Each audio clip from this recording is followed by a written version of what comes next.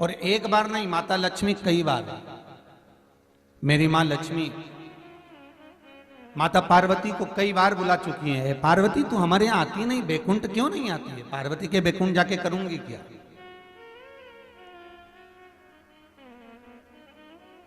जो शिव का भगत होता है, शिव का जो उपासक होता है, उसको बैकुंठ से मतलब भी नहीं होता। और आपसे भी निवेदन है, फिर वही बात आ गई कल वाली, पितृलोक, सूर्य लोक, उसके बाद बैकुंठ लोक। और बैकुंठ लोक में भी पहुंचने वालों की संख्या बहुत शून्य के बराबर, बहुत कम। अब जब बैकुंठ लोक में पहुंचने वालों की संख्या इतनी कम है, तो आप अंदाजा लगाकर देखिएगा क्या आपका नंबर उसमें है? विचार करिएगा। तो जब ये लोग पहुंच ही नहीं सकते बैकुंठ तक, तो एक प्रयास करना कि हमें बैकुंठ कहा करऊ में बैकुंठ के जाए। सूरदास जी लिखते हैं अपने पदों में कि मुझे बैकुंठ नहीं जाना।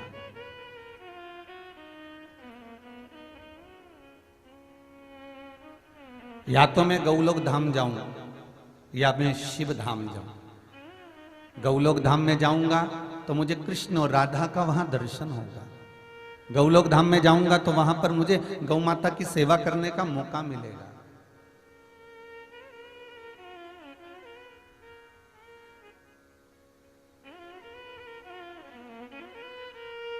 गौलोक धाम में अगर जाता हूं तो वहां गोवर्धन नाथ जी की परिक्रमा करने का मुझे मौका मिलेगा, गिरिराज जी का दर्शन होगा। और अगर मैं शिव धाम में जाता हूं तो शंकर जी का रोज प्रतिदिन मुझे अभिषेक करने का मौका मिलेगा। शिव धाम में जाता हूं तो मुझे रोज प्रतिदिन कैलाश पर विचरण करने का मौका मिलेगा। और शिव की नगरी, शंकर का धाम, चाहे आप उज्जैनी चले जाओ, चाहे आप ओमकारेश्वर चले जाओ, चाहे आप मल्लिकार्जुन चले जाओ, चाहे आप केदारेश्वर चले जाओ, चाहे आप काशी चले जाओ, चाहे आप जहां मर्जी पड़े, भीमा शंकर हो, त्र्यंबकेश्वर हो, शिव की नगरी में, शंकर की भूमि पर, शंकर की जगह पर, शंकर के द्वार पर जब आप पहुंचोगे तो शंकर की भूमि जितनी भी है, जैसे काशी 5 कोस की है,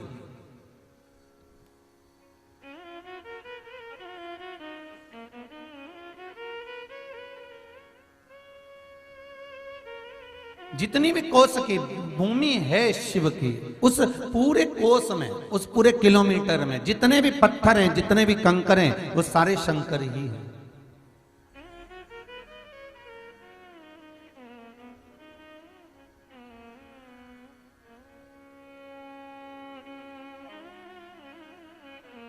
मेरे को याद आया कि उज्जैन में 84 महादेव करे थे, तो आप लोगों ने आस्था चैनल के माध्यम से वो कथा देखी भी थी, सभी लोगों ने, जो आस्था चैनल पर चली थी।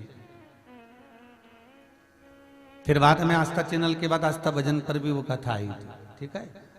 तो आप लोगों ने वो कथा जब देखी थी तो उस समय का एक अनुभव,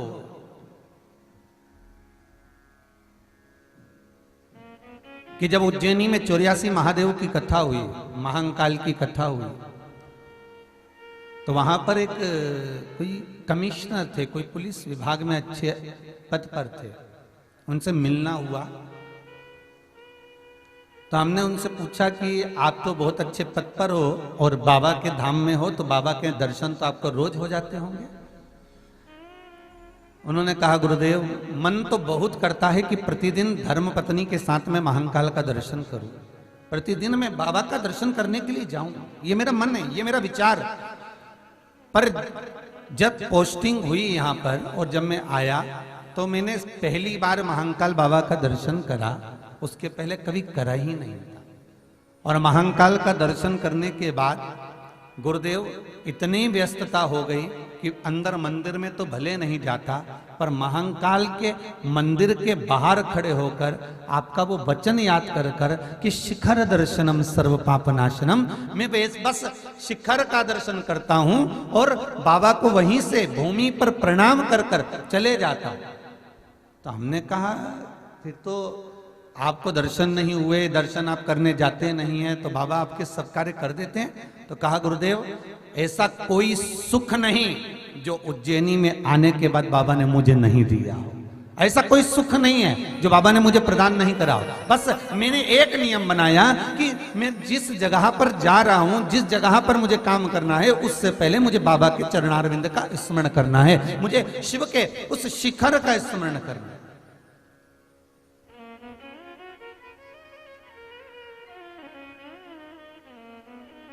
मुझे शंकर के चरणारविंद का स्मरण करना। आपको पहले भी कथा में कहा, शिवरात्रि के दिन रात्रि को 12 बजे एक बेलपत्र शंकर को चढ़ी हुई उठाकर, जिस मंदिर की बेलपत्र है उसी मंदिर की बेलपत्र उठाकर उसी मंदिर का शिखर रात को 12 बजे देखकर जो चबा चबा कर खा लेता है, उसके घुटने में और कमर में कभी जिंदगी में दर्द नहीं होता। और ये बात कई बार कहते रहे और कहते आज भी रह रहे हैं, और जितने लोग मिलते हैं वो एक ही बात कहते हैं, गुरुजी हमने जो प्रयोग करा उसके बाद हमारे घुटने और कमर में, डॉक्टर तक ने बोल दिया था कि ऑपरेशन करना पड़ेगा, घुटना बदलना पड़ेगा, पर कुछ भी नहीं बदला। ये बाबा की कृपा। आप विश्वास रखकर करोगे तो शिव करुणा सागर करुणा करेगा। ये करुणा सागर करुणा करने वाला। मेरे बाबा के बराबर दुनिया में कोई दयालु है ही नहीं साहब। बहुत सरल है मेरा शिव, बहुत सहज है मेरा भोलेनाथ। कर्पूर गौरम करुणावतारम, बहुत सरल। कपूर कितना सरल होता है, कितना सरल। तरंग से तो बना है और तरंग जैसा ही उसका जीवन है। कितना विचित्र होंगे मेरे भोलेनाथ, जरा सोचिएगा कि अपना असली स्वरूप तो आज तक संसार वासियों को नहीं दिखाया।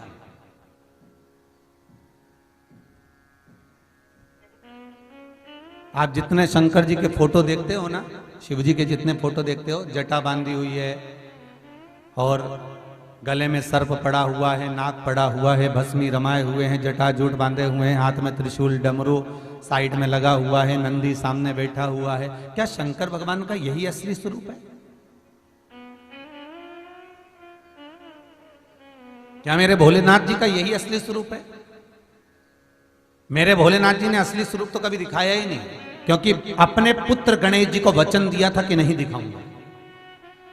जब एक बार मेरे बाबा भोलेनाथ हरिद्वार की भूमि पर बैठे हुए थे, गंगा के घाट पर आनंद कर रहे थे, तब श्री गणेश जी महाराज ने आकर कहा, पिताजी भगवान विष्णु को देखो कितने सुंदर लगते हैं, भगवान ब्रह्मा को देखो कितने सुंदर लगते हैं। नारद जी हमेशा कहते हैं मेरे पिताजी बड़े सुंदर ब्रह्मदेव,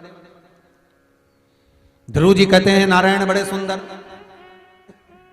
सारे देवता सबकी तारीफ करते हैं, सबके लिए अच्छा कहते हैं कि वो इतने सुंदर। इंद्र देखो कितना सुंदर, अप्सराओं का नृत्य देखता रहता है।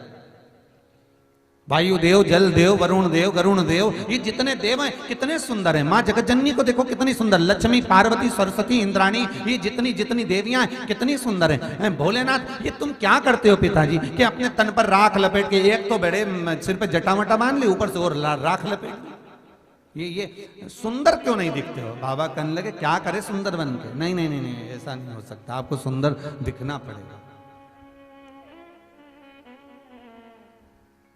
आप सुंदर क्यों नहीं रहे? बाबा कहे नहीं। गणेश जी ने पीछा पकड़ लिया, मुझे आपका असली स्वरूप देखना है, चाहे कुछ भी हो जाए। भगवान ने कहा देखना है, ठीक है अभी दिखा देता हूं। भगवान भोलेनाथ जी गंगा जी में कूद गए, और भोलेनाथ जी गंगा जी में जो गए और डुबकी लगाकर जैसे ही बाहर निकल कर आए तो गणेश जी महाराज तो दोनों आंखें मलते मलते रह गए।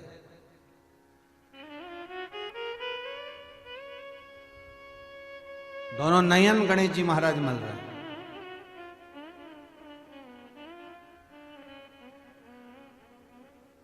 और गणेश जी महाराज ने दोनों नयन जब मले, बाबा को देखा, पिताजी इतने सुंदर। शंकर भगवान बोले, गणेश बोलो। पिताजी सुनो, ये हाथ में गंगा जी का जल लो और मुझे वचन दो। क्या वचन? शंकर भगवान को लगा कि आज गणेश कहेंगे कि बस ऐसे ही रहना है आपको। आप ऐसे ही रखते रहना, आप जैसे दिख रहे हो बस वैसे ही दिखते रहना। मुझे ऐसा लगता है कि आज गणेश जी कहेंगे ये वचन, आज गणेश जी ये बोल देंगे कि आप ऐसे ही रहिए। गणेश जी कहते हैं वचन दीजिए। बोलो क्या वचन देना है? जो दर्शन मैंने आज करा है अकेले में, ये दर्शन कभी किसी को मत दिखाना। भगवान शंकर ने पूछा क्यों? गणेश जी वो बोले मैं मेरी माता से ज्यादा सुंदर किसी को नहीं देख सकता। अब जरा विचार करना कि जगदम्बा भवानी दुर्गा भी शंकर जी के आगे फीकी थी।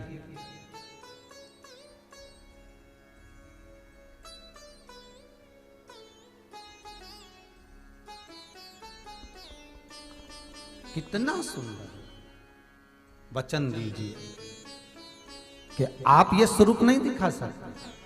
तो अभी तक हम जो स्वरूप का दर्शन कर रहे हैं, सिर पे गंगा जी बह रही है, पास में त्रिशूल रखा है, डमरू रखा हुआ है और गले में वनमाला पहने हुए हैं, सुंदर सर्पों की माला धरी हुई है, त्रिपुंडा खींचा हुआ है, भस्मी रमी हुई है, जटाजूट बांधे हुए हैं, ये जो हम दर्शन कर रहे हैं ये तो बाबा का एक अविरल रूप है, आनंदमय रूप है, शंकर का अलमस्त रूप है। पर कभी एकांत में, कभी मौका मिले और आपका मन कर जाए कि आज मुझे शंकर का दर्शन करना है, आपका मन कर जाए कि आपको आज शिव से मिलना है, तो एकांत में किसी नदी के, तालाब के, सरोवर के, कुंड के बाहर कहीं किनारे में बैठकर एकांत में बस नयन बंद कर कर ओम अक्षर का नाद करना या श्री शिवाय नमस्तुभ्यं बोलना या नमः शिवाय ओम और ओम नमः शिवाय का जाप करना। बस मौनता में धीरे अपने ही भीतर, अपने ही नहीं। फिर निवेदन है प्रैक्टिकल जरूर करना है, प्रैक्टिकल जरूर करना चाहिए हो। बिल्कुल मौनता में बैठकर ओम नमः शिवाय, ओम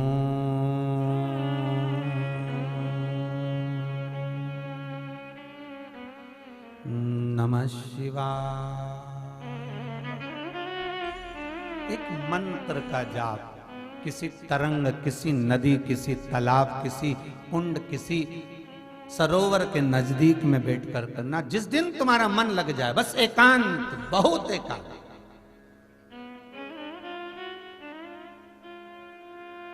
मौन होकर बैठ और नेत्र बंद करना। आपको खुद बाबा का कुछ एक अविरल दर्शन विश्वनाथ का हो जाएगा। किसी भी रूप में देगा, पर देगा किसी भी।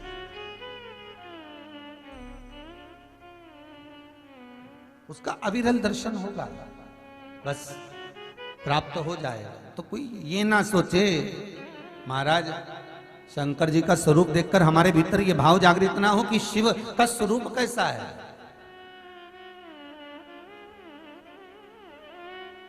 शंकर का स्वरूप कैसा है? बार बार माता पार्वती जी को बुलाया गया, माता लक्ष्मी ने कहा आकर देखो, एक बार बैकुंठ में आओ और बैकुंठ का दीदार करो। कितना सुंदर बैकुंठ है, क्या कैलाश पर्वत कर रहती हो, क्या गुफा में प्रवेश करी रहती हो, दिन भर काम में लगी रहती हो, कभी एक बार तो बैकुंठ आओ।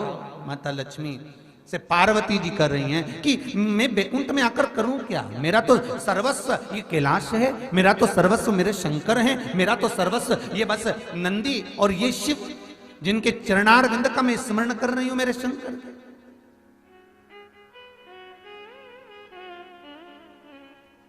इसके सिवाय मुझे और कुछ नहीं चाहिए।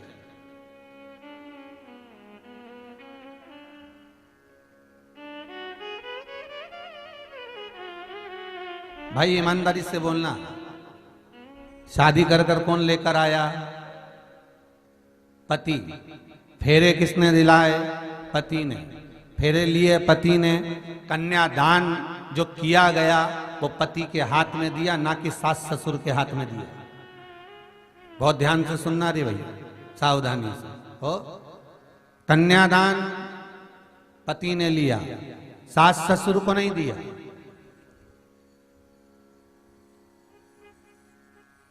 जो कुछ दिया पति को सर्वस्वता में दिया। अब पत्नी का भरण पोषण करना, पति को चाहिए कि सास ससुर को चाहिए? अरे बोलो तो रे, जितने टीवी के सामने बैठे हो अच्छे से बोल लो, और तुम भी बोल लो जितने यहाँ बैठे हो। किसको चाहिए? पति को। सास ससुर भरण पोषण करेंगे क्या? सास ससुर उसका पालन पोषण करेंगे क्या? नहीं। और पत्नी को आशा भी अगर रखना है तो पति से रखे। सास के पास कितना गोल्ड है, सास के पास कितना सोना है, और ससुर के पास कितनी प्रॉपर्टी है, ससुर के कितने प्लाट हैं, ये पत्नी को मतलब नहीं होना चाहिए। हंस और बैंड के पास कितना है वो देखना चाहिए, बस उसके पास कितना है वो देखो। अब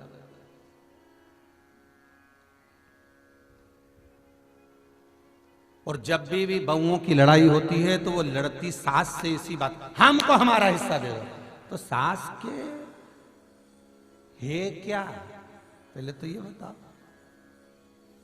जो हो तो ले लो, अब है ही नहीं तो दे क्या? निवेदन है आप सबसे। आप कहते हो कि मेरे पिता मेरा भरण पोषण करते हैं, आप कहते हो कि मेरी माँ मेरा भरण पोषण करती है, आप कहते हो कि मेरा परिवार मेरा भरण पोषण करता है, आप कहते हो मेरा कुटुंब मेरा भरण पोषण करता है, पर जिसने आपको जन्म दिया, जिसने आपको मृत्यु लोक में भेजा, वो शंभो, वो त्रिकालदर्शी, वो कैलाशी, वो विनाशी, वो शंकर मेरा ओघड़दानी, जिसने तुम्हें जन्म दिया है, जिसने तुम्हें मृत्यु लोक में भेजा है, बस तुम्हारा इस चित्त का, इस मन का मंगल विवाह उस शंकर के साथ हो चुका है। जब जन्मे थे तब शिव ने अपना बनाकर तुम्हें पैदा कर दिया, क्योंकि हर मनुष्य जब जन्म लेता है तो उसका आकृति एक पिंडी के रूप में होती है। माता के गर्भ में जब वो पड़ा रहता है एक पिंड के रूप में रहता है, एक मांस का पिंड बनकर रहता है। तो जिस समय तुम पिंडी की आकृति में अपने माता के गर्भ में रहे हो तो तुम शिव के हो चुके हो, तुम शंकर के हो गए हो। अब तुम्हारा भरण पोषण करना, तुम्हारा पालन करना, तुम्हारी चित्तवृत्ति को धारण करना, ये शिव का काम है, ये शंकर।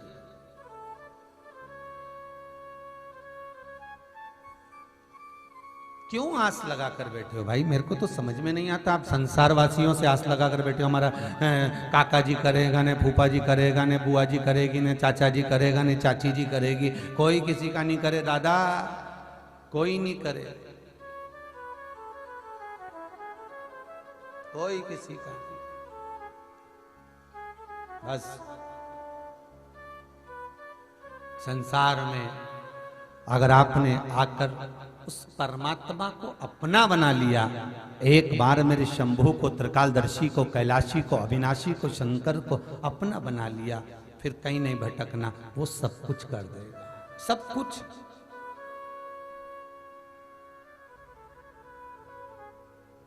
तेरे दरबार की बाबा निराली शान देखी है, तेरे दरबार की बाबा निराली शान देखी है। तुझे देते नहीं देखा पर झोली भरी देखी।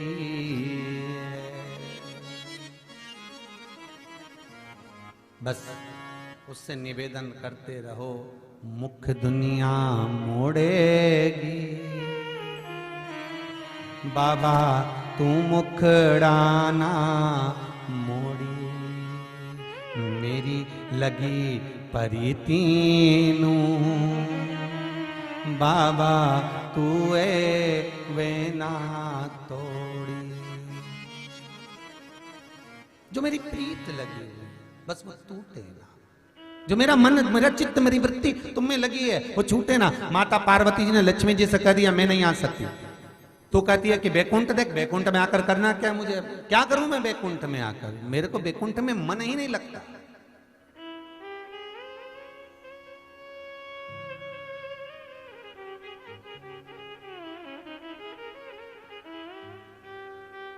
क्या करूं मैं बैकुंठ के, मेरा मन भी तो लगे।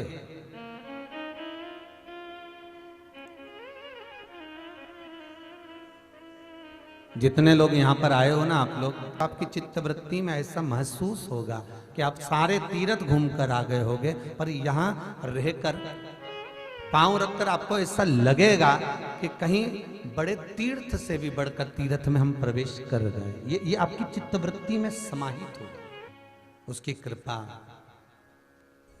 और महाराज जब मिले करुणा सागर, करुणा जब करे तो कोई कमी नहीं रहती। भगवान जब देता है तो छप्पर फाड़ कर देता है, और जब लेता है तो तन का कपड़ा भी फाड़ लेता है। उसकी देने की रीति बड़ी विचित्र है, तो लेने की रीति भी बड़ी विचित्र है। बस एक निवेदन जरूर करूंगा कि इस भूमि पर आकर कुबेरेश्वर महादेव के दरवाजे पर पहुंचकर, या किसी शंकर के मंदिर में, आप जिस भूमि पर रह रहे हो, जिस जगह पर रह रहे हो, जिस नगर में रह रहे हो, जिस शहर में रह रहे हो, जिस गांव में रह रहे हो, वहां के शंकर मंदिर के दरवाजे से आपने अगर कुछ पाया है तो निवेदन है, बहुत अभिमान में मत फूलना, किसी गरीबड़े की भी सेवा में लग जाना। भले 10 जगह पर कुछ ना देते हुए किसी भूखे को भोजन जरूर कराना, किसी निवस्त्र को वस्त्र जरूर पहनाना, किसी को जरूरत हो विद्या की उसको विद्या धन जरूर करवाना, किसी को जरूरत है कि मंगल विवाह में पैसे लग रहे हैं, आप अपनी तरफ से लगा देना। पर थोड़ा अपना, भगवान अगर दे हजारों हाथों से, तो तुम 2 हाथों से समेट कर उसको सत्कर्म की ओर जरूर लेकर जाओ। सत्कर्म की,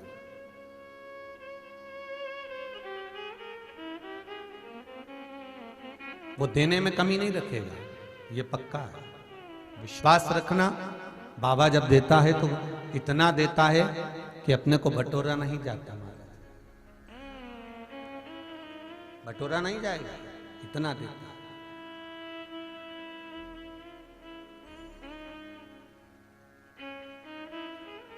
पार्वती जी ने मना कर दिया, मैं नहीं आ सकती। भगवान के दरवाजे पर जाकर निवेदन इतना सा करना कि बाबा मेरे कर्म में अगर कुछ दुख लिखा है तो मैं भोगने को तैयार हूं, मना नहीं है।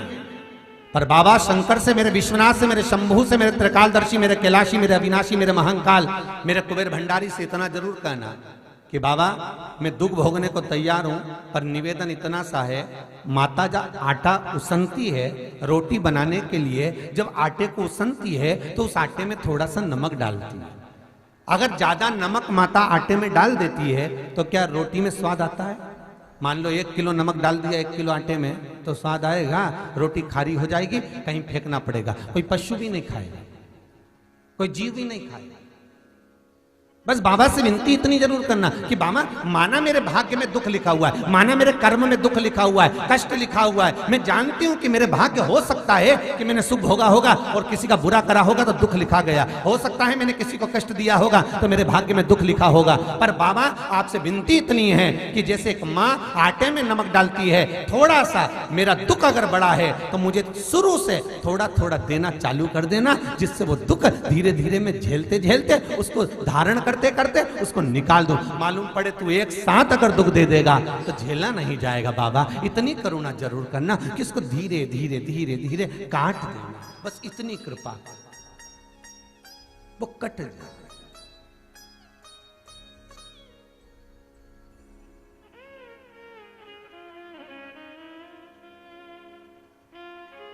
पत्रिका में देखा तो पितृदोष, किसी को दिखाया पितृदोष है, क्या करें? उपाय करिए। घर में दिखाया तो वास्तु दोष है, क्या करें? पाइप तोड़वा के इधर का इधर कर दो, सीढ़ी तोड़वा के इधर कर दो। राशि में दिखवाया तो ग्रह दोष है। सारे दोष मनुष्य को नजर आते हैं और सब कुछ कर लेता है वो, पितृ दोष के लिए भी, वास्तु दोष के लिए भी, ग्रह दोष के लिए भी। पर मनुष्य को सारे दोष नजर आते हैं। जब दुख आता है बस एक दोष नजर नहीं आता अपने कर्मों का कि पहले क्या कर कर आया है, वो भी तो दिखवाओ किसी महाराज से। महाराज जी बोल देंगे पितृदोष है, महाराज जी कह देंगे वास्तु दोष है, महाराज जी कह देंगे ग्रह दोष है, महाराज जी कह देंगे ये दोष है। पर महाराज से एक दोष अपने को अपना छांटना है कि मेरे कर्म का दोष कौन सा है। मैंने पत्रिका दिखवाई, महाराज जी ने कहा वो भी करा, मैंने ये उन्होंने बताया वो भी करा, मैंने ये व्रत करा, मैंने वो उपास करा, पर अपने कर्म का दोष भी तो देखो कि दोष कौन सा है। दरवाजे भी बदल दिए, सीढ़ियां भी बदल दी, वास्तु शास्त्र वाले को बुलाकर घर भी बदल दिया, 50 बार मकान भी बदल दिया, सारे दोष हमने देखे, पर भीतर का दोष नहीं देख पाए कि हमारे कर्म का दोष क्या है। जो पूर्व में कर आए हो वो कर्म का भोग मनुष्य के शरीर में भोगना पड़ेगा। और मनुष्य के शरीर मिलता ही काय के लिए है, एक भगवान का भजन करो और दूसरा कर्म का भोग भोगो, इसके सिवाय है ही क्या। मानव का शरीर केवल दो कारणों से मिला है, एक कर्म का भोग भोगने के लिए और एक भगवान का भजन करने के लिए। तो कर्म का भोग भी भोगना और भगवान का भजन भी करना है। तो क्यों करना है? तो शिव महापुराण की कथा कहती है कि जितना तुम भजन करते रहोगे तो ये दुख जो आता है ये धीरे धीरे कटता रहेगा। बस भजन से दूर मत होना। भजन वो कितना सुंदर, एक व्हाट्सएप पे एक मैसेज आया था, कोई ने लिखा होगा कि बस के ड्राइवर के पीछे वाली सीट पर बैठोगे तो दचका नहीं लगे, और बिल्कुल पीछे वाली सीट पे बैठ गए तो उचक उचक के निपट जाओगे, उचक उचक के परेशान हो जाओगे। दे दचका, स्पीड ब्रेकर में फिर कूदे, फिर कूदे, हाँ फिर कूदे, हाँ। तो निवेदन है बस के ड्राइवर की सीट के पीछे बिल्कुल बैठ जाओ, दचका नहीं लगेगा। नजदीक रहो, भगवान के जितने नजदीक रहोगे उतना संसार का दचका नहीं लगेगा, दुख का दचका नहीं लगेगा। पर जब तुम ये भगवान से दूर हो जाते हो तो दचके भी भारी हो जाते हैं, फिर लगता है हम बड़े दुखी हैं गुरुजी। अरे वो कथा याद करो ना, एक प्रोफेसर के पास में 4 स्टूडेंट मिलने के लिए गए, बहुत पुराना प्रोफेसर, अब तो रिटायर हो गए। टीचर के पास में, प्रोफेसर के पास में 4 स्टूडेंट गए, 4 बच्चे गए और प्रोफेसर को देखकर प्रणाम किया तो अंदर गए। प्रोफेसर अकेले थे घर में, उन्होंने विवाह नहीं किया था। अंदर गए प्रोफेसर, उन्होंने कहा बच्चों आ गए? हाँ गुरुदेव, बहुत समय के बाद याद आई ना सर आपकी, तो हम आ गए आपसे मिलने। आइए बच्चों बैठो, और कैसी जिंदगी जी रहे? बहुत बढ़िया। तो एक बोला सर हम तो बहुत दुखी हैं, दूसरा बोला ऐसा, तीसरा बोला ऐसा, चौथा बोला ऐसा। प्रोफेसर ने बात सुनी ना सुनी और वो चले गए। और प्रोफेसर गए मैं तुम्हारे लिए चाय लेकर आता हूँ। प्रोफेसर अंदर जाकर चाय बना लाए, चाय लाए तो एक ट्रे में लेकर आए, चारों के लिए चाय अलग अलग कप में लेके आए, किसी के लिए सोने के कप में, किसी के लिए चांदी के कप में, किसी के लिए कांच के कप में, किसी के लिए स्टील के कप में। चाय लाकर टेबल पर रखी, कहा बच्चों लो। सबसे जो चतुर था उसने सोने के कप को उठा लिया, दूसरे ने चांदी के कप को, जिसको जो उठाना था, रुचि प्रधान था, उठा लिया, चाय पी ली। प्रोफेसर ने कहा चाय कैसी बनी? चारों ने कहा बहुत अच्छी बनाई सर आपने, बहुत बढ़िया। अच्छे से पी ली आपने चाय? जी सर, बहुत अच्छी चाय बनी, बहुत बढ़िया, बहुत बढ़िया। अच्छा ठीक है। अभी आप लोग कह रहे थे कि मुझे दुख है, कोई कह रहा था मुझे ये दुख है, कोई कह रहा था मुझे ये दुख है। संसार में जैसे ये कप में चाय रखी हुई है, कोई सोने का कप, कोई चांदी का कप, कोई पीतल का कप, कोई मिट्टी का कप, बस उसी तरह संसार में ये भाग्य का कप, संसार का कप सबके पास है। परिवार का, किसी को सोना जैसा सुख मिलेगा, किसी को चांदी जैसा मिलेगा, किसी को मिट्टी जैसा मिलेगा, पर इसके अंतर्गत ये आत्मा जो है ये चाय की तरह है, इसका एंजॉयफुल, ये मौका नहीं मिलेगा। मनुष्य का शरीर वापस नहीं मिलने वाला, मानव की देह वापस नहीं मिलने वाली। 84 लाख योनियां काटने के बाद में महाराज 84 लाख योनियां, 20 लाख योनि तो वृक्ष की काट दी, फिर जलचर, थलचर, वायुचर, ना जाने कितनी योनियां काटने के बाद ये मानव का शरीर मिला। और ये मानव का शरीर भी मिला तो ऐसे ही गंवा दिया, रो रो के हम तो बड़े दुखी हैं गुरुजी, हम तो बड़े। अरे प्रसन्न में बोलो, दुखी भी हो तो भगवान के पास जाकर इतनी प्रसन्नता में बोलो, वाह प्रभु क्या प्रसाद दिया है, दुख भी दिया तो ऐसा कि मैं तुम्हें भूल ही नहीं पा रहा हूं, गजब कर दिया। भगवान भी सोचेंगे बताओ इतना दुख है और मुस्कुरा रही है, इतना दुख है और इतना हंस रही है। शंकर भगवान भी कहेंगे इतना मुस्कुराती रहती है मेरे मंदिर में आकर, दुख होने के बाद भी, तो जा जैसी मेरे दरवाजे पर आकर मुस्कुरा रही है संसार में ऐसी ही मुस्कुराती रहे। और मालूम पड़े भगवान के सामने 24 घंटा नयन बंद कर कर आंसू बहाती रहे, कहीं बार बार पोछती रहे, आंसू बहाए। शंकर भगवान भी सोचेंगे काय को आ गई। जब भगवान दूर से देख लेगा फिर आ गई, रोएगी, भगवान के भग जाओ। पार्वती जी पूछे शंकर जी कहां जा रहे, तो कि वो आ रही दुखिया बाई, फिर आएगी फिर रोएगी, फिर आएगी फिर रोएगी, इसलिए मैं तो भग लूं। तो कई बार माताएं कहती थी आज मंदिर में रौनक नहीं दिख रही, तो शंकर भगवान के हम तो है ही नहीं, तो रौनक कहां से आएगी, हम तो भग गए। अब हम होते तो रौनक नजर आती। अब तुम रोज रोज दुखी होकर रोज रोज रोते हुए भगवान के दरवाजे पर पहुंचोगे तो भगवान भी सोचेगा बताओ तुम रोज रोज पड़ोसन को एक ही बात की, मैं तो मेरी बहू से परेशान हो गई, मैं तो मेरी बहू से परेशान हो गई, मैं तो मेरी बहू से परेशान हो गई, मैं तो मेरी बहू से परेशान हो गई, तो पड़ोसन कुछ करेगी क्या? अरे बोलो तो सही, पड़ोसन कुछ करेगी? कुछ नहीं। बहू से परेशान है तो बहू के पास जा और जाके उसको गले लगा करके, ए बहू मैं तेरे से परेशान हूं, तो बहू भी कहेगी फिर गले काय को लगाया, बस लगा लिया कि मैं तेरे से परेशान हूं। अगर कुछ समस्या है तो घर में निपटो ना, परिवार में।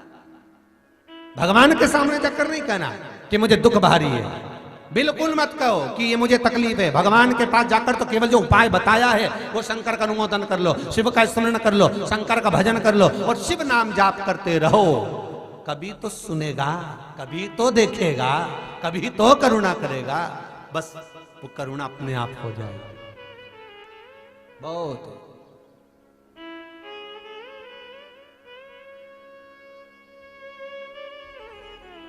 और जब वो करुणा करता है तो महाराज दुनिया कितनी भी पांव पकड़कर खींच ले, दुनिया कितनी भी बुराई कर ले, दुनिया कितनी भी निंदा कर ले, दुनिया कितना भी अपशब्द कह ले, दुनिया कितना भी ताना दे ले, पर जब मेरा विश्वनाथ करुणा करता है तो फिर किसी की भी नहीं चलती महाराज, किसी की,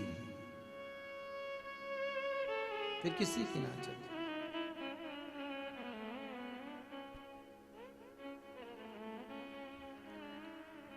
और बाबा है ही ऐसा महाराज, उसके जैसा दुनिया में कोई होगा ही नहीं। नित्य स्मरण शिव का,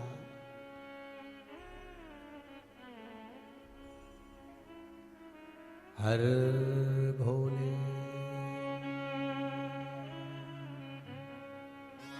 भोले हर, बस नित्य स्मरण शिव का कर।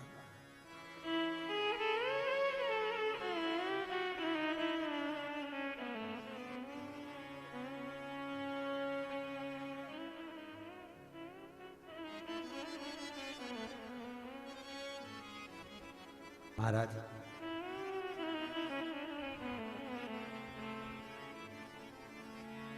जब शिव करुणा सागर करुणा कर दे, कृपा कर दे, मां जगत जननी स्वतः कह रही है कि मुझे किसी चीज की जरूरत नहीं है, मुझे कुछ भी नहीं चाहिए। पार्वती एक बार तो आओ, लक्ष्मी जी बार बार निवेदन करी तब पार्वती गई और देखा लक्ष्मी जी ने, पार्वती जी आई हैं, आओ ये सोने के पर्णकोटे देखो, सोने का महल देखो, सोने की अटारियां देखो, हीरे लगे हैं इनमें, रतन जड़े हैं इसमें। पार्वती जी बोली मुझे क्या मतलब इनसे, किसी के घर में सोना जड़ा हो, किसी के घर में चांदी जड़ी हो, किसी के घर में हीरे रतन जड़े हो, किसी के घर में 10,000 रुपए मीटर का पर्दा डला हो, किसी के घर में खूब डनलप के गद्दे लगे हों, किसी के घर में ड्राइंग टेबल ड्रेसिंग टेबल जो जो लगी हो लगी रहे, किसी के घर में रोज पकवान खाते हो, हमारे को इससे मतलब नहीं होना चाहिए। एक गृहस्थ नारी घर की जो धर्म पत्नी होती है, दुनिया कितना कमा कर ला रही है, दुनिया कितना लाकर अपना भरण पोषण कर रही है, हमें उससे मतलब नहीं रखना चाहिए। दुनिया की नारी पार्वती के शब्द को याद रखे। माता पार्वती ने कहा सोने की अटारी तेरी, सोने का महल तेरा, हीरे रतन तेरे, मुझे क्या करना है इससे, मेरा तो झोपड़ा भला जिसमें मैं रह रही हूं, क्या करूं सोने को। तो लक्ष्मी जी ने पूछा, तो तुम्हें वो गुफा में अच्छा लगता है? पार्वती जी बोली, किसी व्यक्ति को डनलप का गद्दा दे दो, एसी का रूम दे दो, ठीक है। मान लो किसी को सोने का गद्दा दे दो, डनलप का गद्दा दे दो, एसी का रूम दे दो, खूब अच्छे अच्छे पकवान दे दो, और उसके शरीर में कष्ट दे दो, बीमारी दे दो, एक बहुत बड़ी बीमारी, तो ईमानदारी से बोलना, वो डनलप का गद्दा अच्छा लगेगा, वो सोने का महल अच्छा लगेगा, वो गाड़ी बंगला अच्छा लगेगा? क्योंकि प्रथम सुख निरोगी काया, प्रथम सुख निरोगी काया। अगर निरोगी काया है, अगर शरीर में कष्ट नहीं है, तो आप जहां पर हो वहां पर सुखी हो। और मालूम पड़े शरीर में इतना सुख, इतना तकलीफ, इतना कष्ट भरा हुआ है, कहीं बीमारी पर बीमारी घेरी हुई है, तो कोई डनलप के गद्दे दे, एसी का रूम दे, खूब खाने के लिए अच्छा अच्छा पकवान भी दे, तो नहीं खा सकते? क्या करें उस सुख का? क्या करना उसका? पार्वती जी लक्ष्मी जी से बोली, ए लक्ष्मी, एक असुर, एक राक्षस एक बार भी कैलाश पर आक्रमण नहीं करता। कोई एक राक्षस बता दो जिसने कैलाश पर आक्रमण करा। जितने लोग कथा सुन रहे हो बड़े प्रेम से सुनो, और ये भी बताना कि कोई एक असुर, कोई एक राक्षस जिसने कैलाश पर आक्रमण करा। नहीं,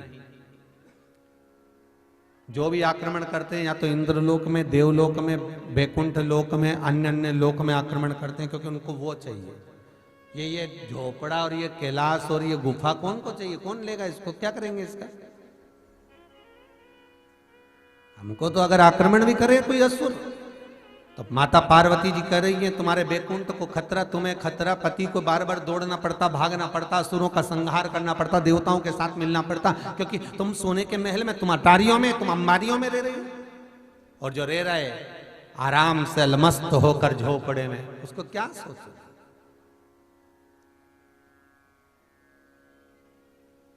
क्या सोचना उसका? कई लोगों को देखा है, खूब अच्छे अच्छे कमरे बने हैं तो भी रात को नींद नहीं आती, 2:30 बजे तक तो सोचती रहती, अब क्या करूं, फिर मोबाइल लेके बैठ जाएगी, व्हाट्सएप चलाती रहेगी कि अब व्हाट्सएप भी कितनी चलाए, सब तो चैट खोल लिया, अब बचे ही नहीं है। अब रात को भी सोच रहे कि 1-2 मैसेज दिख जाए, पढ़ ही लूँ, थोड़ी देर, नींद तो आ ही नहीं रही है, फिर खोला, रात के 2-2:30 बज गई, नींद ही नहीं आए। फिर कमरे से बाहर निकली और अपनी नौकरानी को देखा, अपने नौकर को देखा, वो नौकरानी दरी पर सो रही है, ना डनलप का गद्दा है, ना एसी का रूम है, बाहर बिल्कुल गच्ची पर, बाहर सर्वेंट रूम में, वहां जाकर देखा आराम से सो रही, चकाचक, घुर्राटा भी भर रही। ये फिर अंदर आके फिर थोड़ी देर मोबाइल चलाया, 3:30 बज गई, 3:45-4 बज गई। तब 4 बजे थोड़ी सी नींद झपकी, हल्की सी आई, और आई तो 6 बजे बहू के छोरा छोरी उतर के आ गए, उन्होंने चिल्ला चोट मचाई। सुबह से उठकर बोली, नींद ही नहीं हुई। अब डनलप का गद्दा था, एसी का रूम था, क्या चकाचक खाया पिया, मौज करा, खूब जोरदार जोरदार सब्जी भाजी तरकारी, गुलाब जामुन, इमरती, भजिया, पकोड़ा सब खाया। फिर नींद कहां गई दादा? गई कहां वो नींद है कहां? क्योंकि वो नींद वस्तुओं में नहीं है, वो नींद भीतर की आना चाहिए, सुख और चैन की आना चाहिए। अलमस्त होकर बाबा पर भरोसा कर कर, सुख दिया उसने दिया, दुख दिया उसने दिया, थोड़ा कष्ट दिया उसने दिया, थोड़ा बहुत अगर शरीर में कष्ट भी है, थोड़ा बहुत अगर घर में दुख भी है, तो भगवान को धन्यवाद कहना कि थोड़ा थोड़ा करके ये दुख को देते रहो, तो हम झेलते रहेंगे, काटते रहेंगे। एक साथ दे दिया तकलीफ हो जाएगी, देव थोड़ा थोड़ा दे, वेलकम, दे जाओ, आनंद। और बेटा कहे, मम्मी थोड़ा सा घाटा लग, कोई बात नहीं। विश्वनाथ बैठा, मम्मी कमाई नहीं होगी तो भूखे मर जाएंगे। तो माँ को कहना कोई दिक्कत नहीं, 6 महीना लॉकडाउन था, एक काम धंधा नहीं चला, उसी ने तो खिलाया था। कौन तू कमाने गया था? चारों तरफ कर्फ्यू लगा हुआ था, कुछ भी किसी ने नहीं कमाया, व्यापार ठप था, सब धरा की धरा रह गया। क्या खाया? यहां तक दुकानें तक नहीं खुली, उसी ने तो खिलाया था। कौन सा तू कमाने गया? बच्चों को समझा, दुख उसने दिया है, सुख भी वो देगा। घाटा लगे कोई बात नहीं, बैठा विश्वनाथ, उसका नाम है विश्वनाथ। दुनिया में किसी देवता का नाम विश्वनाथ नहीं, केवल उसी का नाम है। हाँ, भगवान का नाम जगन्नाथ हो सकता है, और शंकर का नाम तो विश्व का भरण पोषण करने वाला वो विश्वनाथ एक ही है, और वो मेरा शंभु है, मेरा त्रिकालदर्शी है। भूखा तो नहीं सोने दे, मत चिंता कर मम्मी, फिर दुख, फिर तकलीफ, फिर कष्ट, क्यों सोचना, छोड़।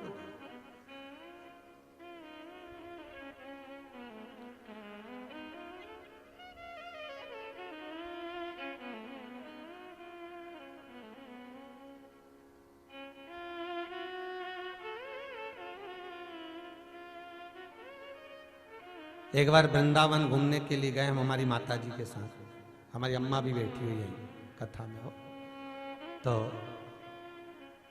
बहुत सारे साथ में सीहोर के लोग भी गए थे, वो भी बहुत सारे लोग गए थे।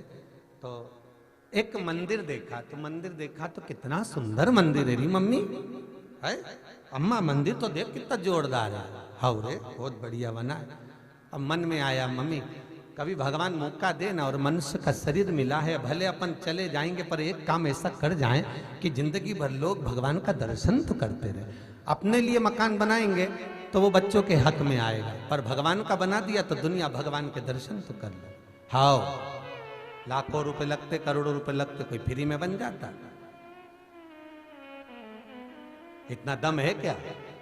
मम्मी मौका मिलेगा और बाबा कृपा करेगा, और किसी के हृदय में तो शंकर बैठेगा।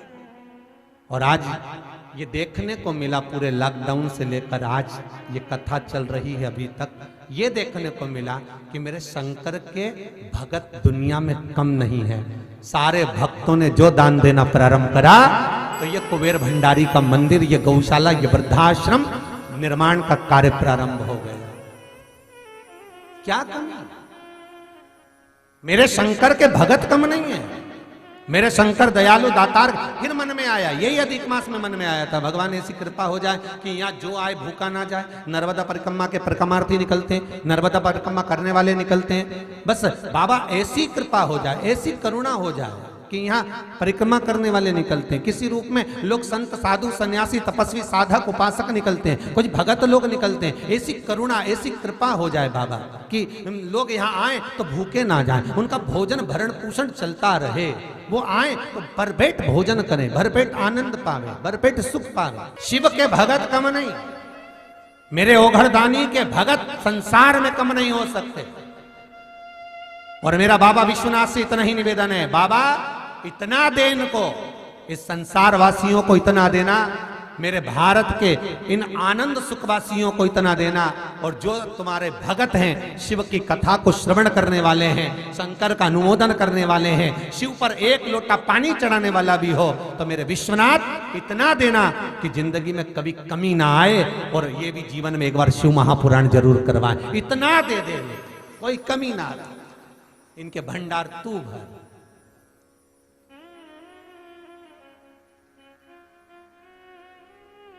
तेरी कृपा बिना न हिले एक भी अण्ण, लेते हैं श्वास तेरी कृपा से तनु तनु। तू कृपालु है, दयालु। लक्ष्मी जी कर रही है सोने की अटारियां, सोने के पर्णकोटे, ये सोने का महल, सोने का गढ़।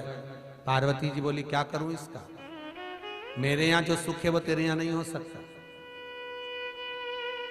किसी धनपति से पूछना, उसके यहां सारे सुख होंगे, पर भगवान कहीं ना कहीं एक सुख उसको छिड़ा लेगा, रख लेगा। होंगे तेरे पास में करोड़ों जमीन जायदाद धन दौलत संपदा सब होगा, क्या करूं मैं उसको?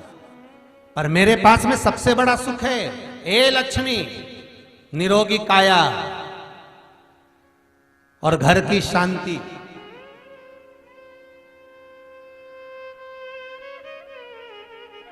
जरा जरा सी बात में एक एक चीज के लिए लड़ाई झगड़ा करो, दंगा करो। जरा जरा सी कटोरी गिर गई तो लड़ने बैठ गए। हमारी साड़ी तुम्हारे पास चली गई, कब देगी, तो लड़ रहे। हमारा सामान नहीं दिया तो लड़ रहे। दो चार सामान किसी के पास ज्यादा चले गया तो झगड़ा करने बैठ गए। तो ये भगवान से कहना, ये अशांति नहीं चाहिए, शांति। मालूम, ईमानदारी से बोलूं, सास लड़के की शादी क्यों करती है? एक माँ अपने बेटे की शादी क्यों करती है? क्यों करती है? किस लिए करती है? तुम्हारे सबके बच्चों की शादी हुई होगी, जितने लोग टीवी पे कथा सुन रहे हो, मोबाइल पे सुन रहे हो, बोलो रे ईमानदारी से, बोलो जल्दी से, अपने बच्चों की शादी काहे के लिए करी? कि बहू आएगी, गरम रोटी देगी, खूब आनंद से सेवा करेगी, शांति रहेगी, घर के अंदर आनंद रहेगा। अब रोज घर में जगदम्बा की आरती हो रही है। हरि अम्बे तू है जगदम्बे काली, जय दुर्गे खप्पर वाली, तेरे ही गुण गाऊं भारती। हरि अम्मा हम सब उतारे तेरे।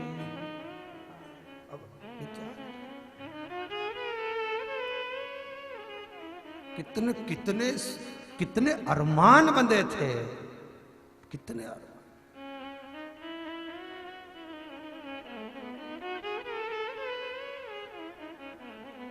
सब आंसुओं में बह गए। कितनी अब विचार करिए जरा, बहू क्यों लाई जाती है? कि घर में शांति का अनुभव हो, सुख का अनुभव। मैं फ्री हो जाऊं, कथा सत्संग में खूब जाऊं, खूब जाऊं। मन जब करे तब कथा सुनूं, मन जब करे तब कथा का तत्व ग्रहण करूं।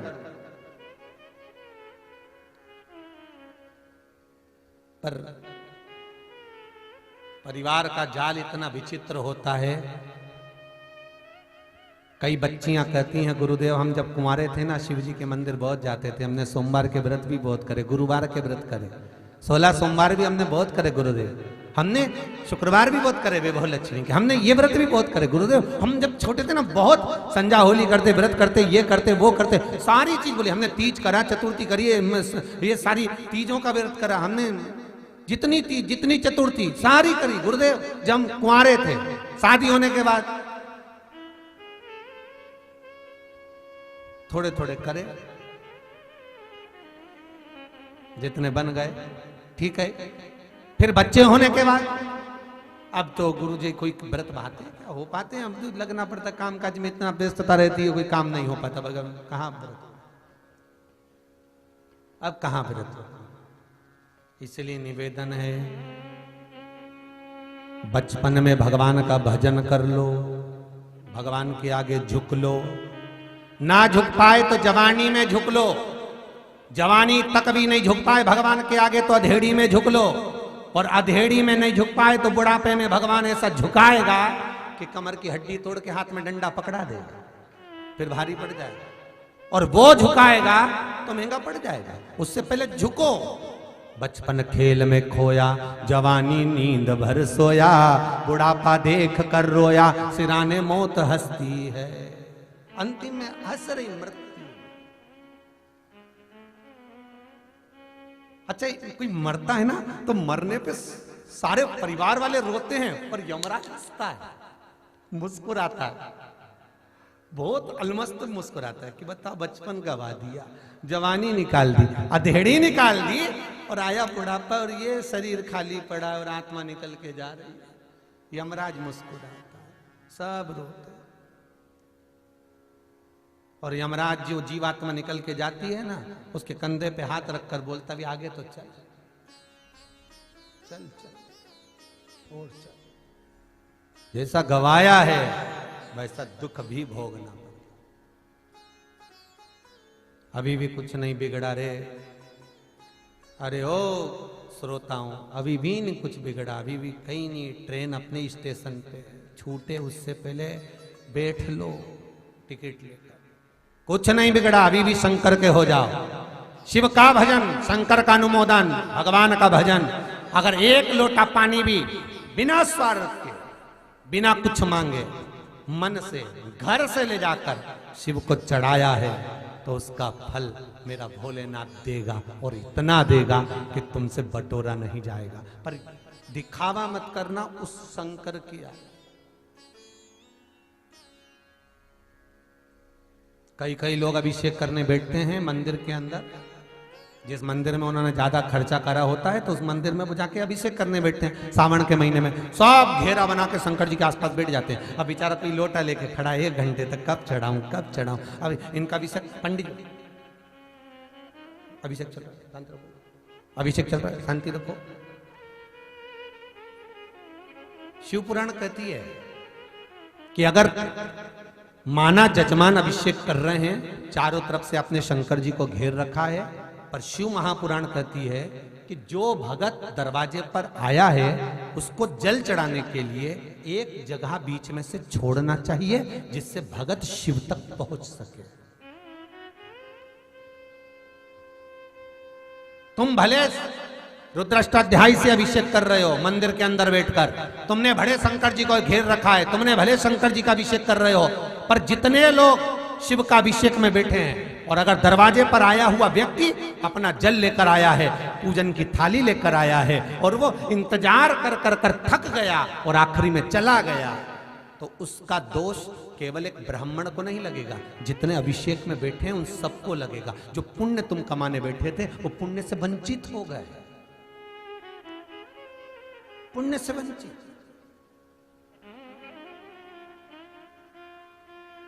कितना सुंदर चरित्र है भागवत जी में। शंकर जी आए रूप रखकर, तो यशोदा जी ने कन्हैया को नहीं दिया। कृष्ण गए थे शंकर जी की गोदी में, नहीं, रूप रखकर आए भोलेनाथ, कन्हैया को नहीं दिया। और वो पूतना आई तो यशोदा जी ने तुरंत दे दिया, ए बहन ये ले। क्यों? क्योंकि यशोदा जी जानती है कि मैं अगर किसी बड़े को अगर दूं तो क्यों दूं, एक गरीबड़ी राक्षसी है ये, इसका उद्धार जरूरी है, इसका उद्धार बहुत जरूरी है, इसको दूं। और कन्हैया पूतना की गोद में गए और भगवान कृष्ण ने पूतना का उद्धार कर दिया। केवल उसका भाव देखिए।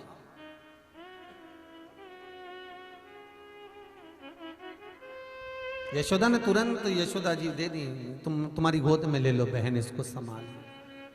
तुम पूजन कर रहे हो, शंकर भगवान का अभिषेक कर रहे हो, कोई आ रहा है उससे कहो आओ साहब, एक रास्ता बना दो बीच में से, पहले आप शंकर जी को जल चढ़ाओ। पंडित जी से कह दो अभिषेक चल रहा है चलने दो, कोई बात नहीं, पर इनको जल चढ़ा दो इनको।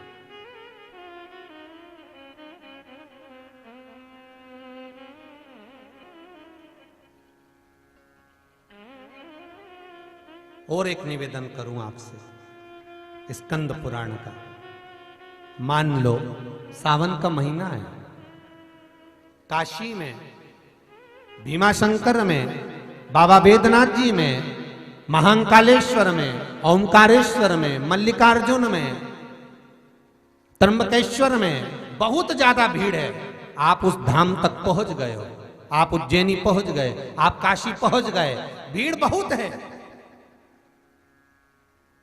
स्कंद पुराण कहती है आपके पास में अगर गंगा का जल है, पानी लेकर गए हो पूजन करने के लिए, आपकी इतनी सामर्थ्यता नहीं कि आप इतनी देर खड़े रह सकें, आप अंदर धक्के खाकर जा सकें, ये आपके बस का नहीं है, तो वो जो जल तुम लेकर गए हो बाबा के लिए, निवेदन है वो जल शिखर देखकर 3 बार घुमाकर किसी पीपल के वृक्ष के नीचे या किसी भी स्थान पर उस जल को शंकर का नाम लेकर समर्पित कर दो।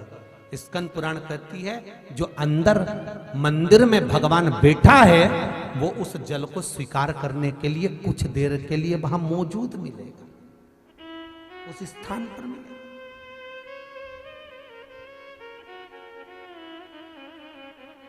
शिव ओघड़ दानी से बस निवेदन विनय विनती स्वीकृत हो।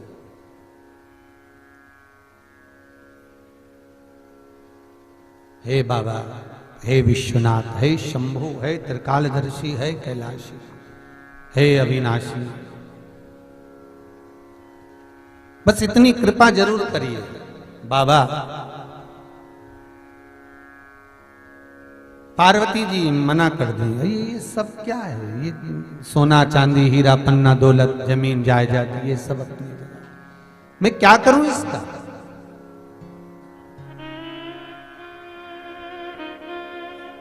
क्या करना क्या मुझे इन सभी आभूषणों का। कह दिया। लक्ष्मी जी बोली, हाँ हाँ ठीक है, तुम्हारी आदत पड़ी है वहां गुफाओं में रहने की, और करे भी क्या, तुम्हारे पति कहीं जाते तो है नहीं, वहीं गुफा में शमशान में निवास करते रहते। पार्वती जी बोली, सब कुछ बोलना पर पति को कुछ मत बोलना। महाराज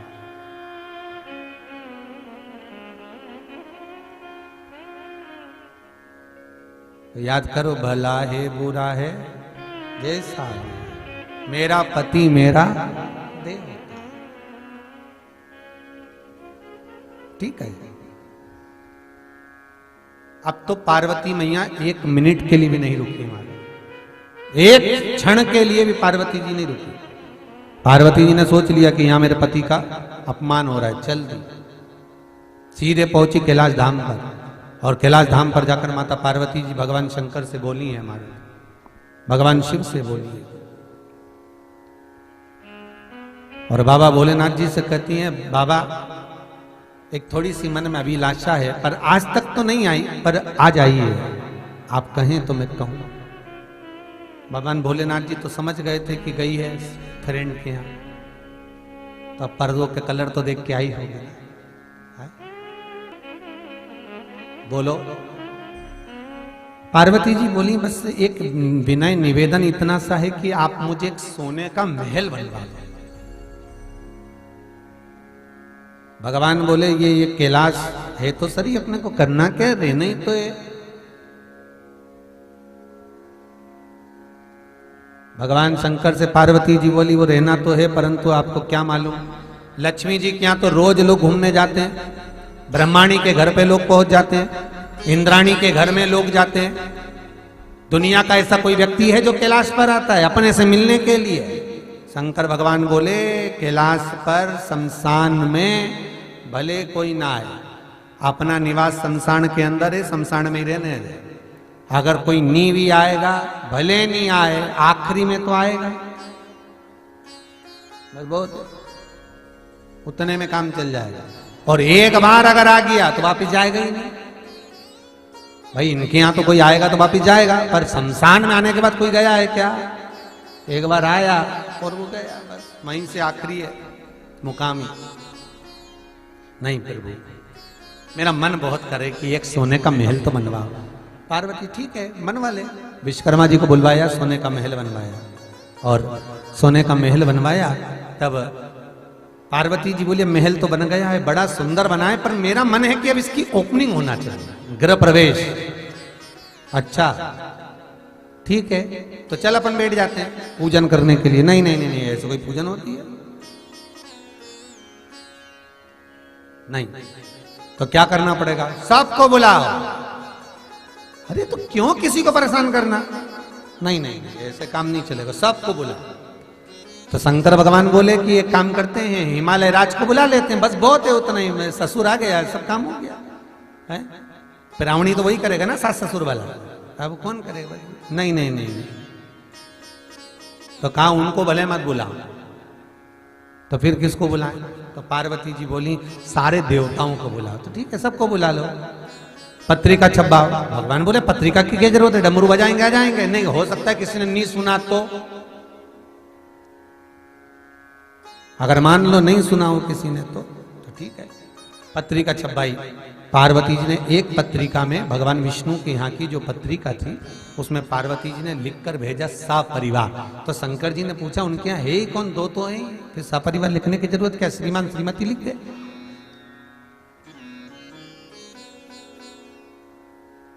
क्या करना लिखकर, नहीं नहीं नहीं नहीं, मैं तो भेजूंगी, और पत्रिका भेज दी। भगवान विष्णु के यहाँ जैसी पत्रिका गई तो भगवान विष्णु ने तुरंत उसी समय पर, भगवान विष्णु तुरंत उसी समय पर लक्ष्मी जी से बोले, पहली बार शंकर जी के यहाँ कोई काम आया है, अपना फर्ज है, अपने को जाना चाहिए। लक्ष्मी जी बोली, मेरे तो 2 दिन से पेट दुख रहा है, जाके करूंगी क्या, नहीं जाना तो पड़ेगा, अपने को पहुंचना तो है। अब भोलेनाथ जी ने जिंदगी में कभी किसी कुछ मकान तो बनाया नहीं, पहली बार तो बनाया, और जाए नहीं तो क्या मतलब का। चलो बाबा विश्वकर्मा जी शंकर भगवान से कह रहे हैं पूजन में बैठो। पार्वती जी बोली अभी थोड़ा ठहरो। शंकर जी बोले मुहूर्त निकल जाएगा, पार्वती पूजन में बैठो ना, क्या दिक्कत है बैठने। नहीं नहीं बैठो पूजन।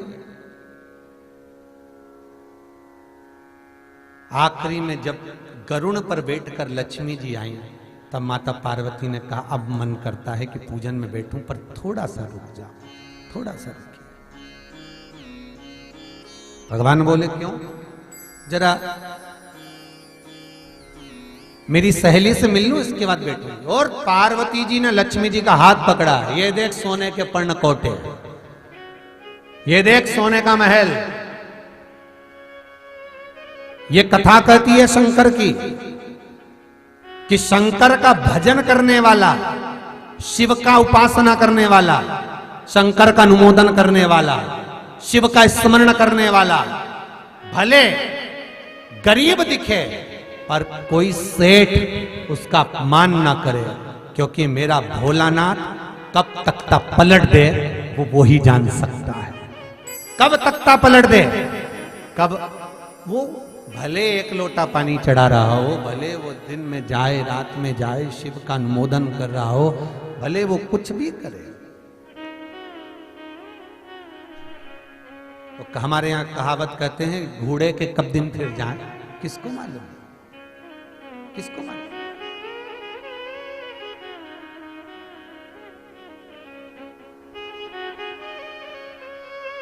कभी छोटा ना समझे।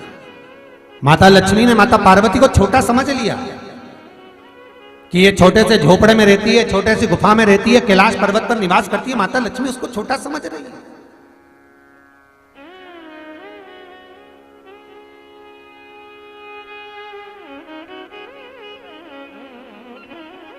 बहुत छोटा सा, पर फिर मां पूजन में बैठी, शिवजी ने जान लिया, बाबा जान गया।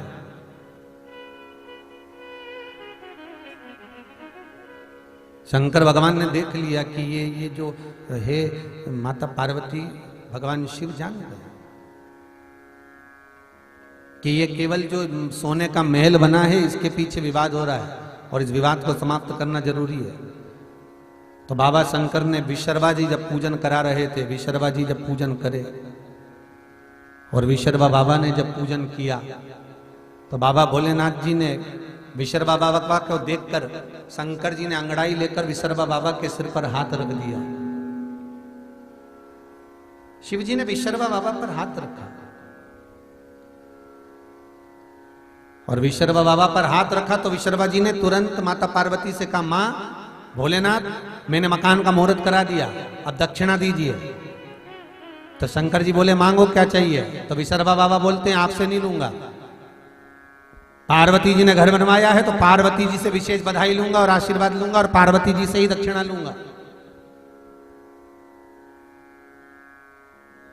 पार्वती जी बोली आज मैं बड़ी खुश हूं, मैं बड़ी प्रसन्न हूं, आज मेरे बड़ा आनंद छाया हुआ, आज मेरे मन में, मेरे चित्त में, मेरी वृत्ति में बड़ा बड़ा आनंद, बड़ा आनंद है। मांगो विश्वकर्मा बाबा तुम्हें क्या चाहिए,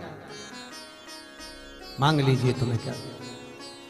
विश्वकर्मा जी बोले पहले वचन दो कि जो मांगूंगा वो देना पड़ेगा।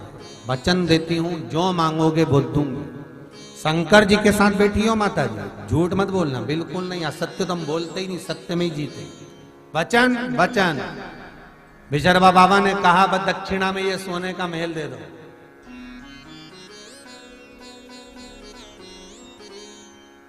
पार्वती जी बोली बड़ी मुश्किल से तो बना था, बड़ी मुश्किल से तो ये महल बना और वो भी तुमने मांग लिया। ठीक है दिया, पर ए विशर्वा बड़ी मुश्किल से महल बना था और मेरे पास से चला गया ये सोने का अटारी सोने का महल।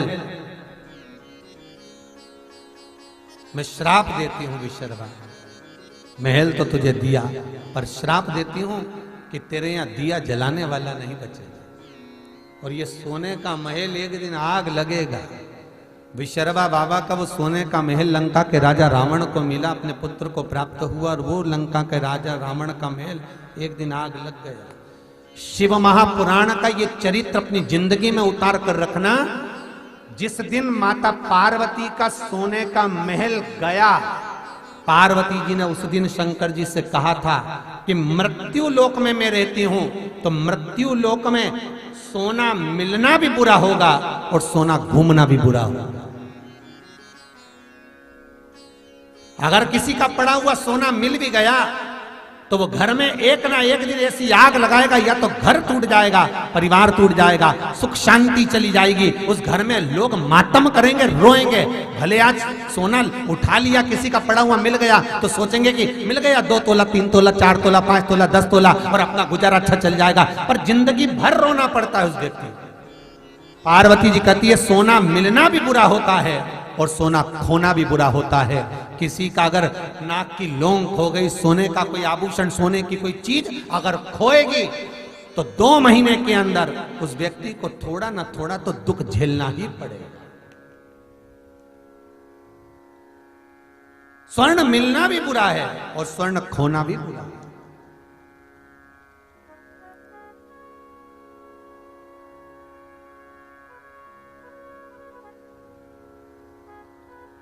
अगर कोई वस्तु आपकी कहीं चली जाती है तो सास चिल्लाती है कहां खो दिया, तो सास को सोने से मतलब नहीं है, सास वो देखती है कि आने वाला समय दुखपूर्ण होगा, इसलिए संभाल कर रखो, पहनो, रखो, संभालो, ध्यान रखो।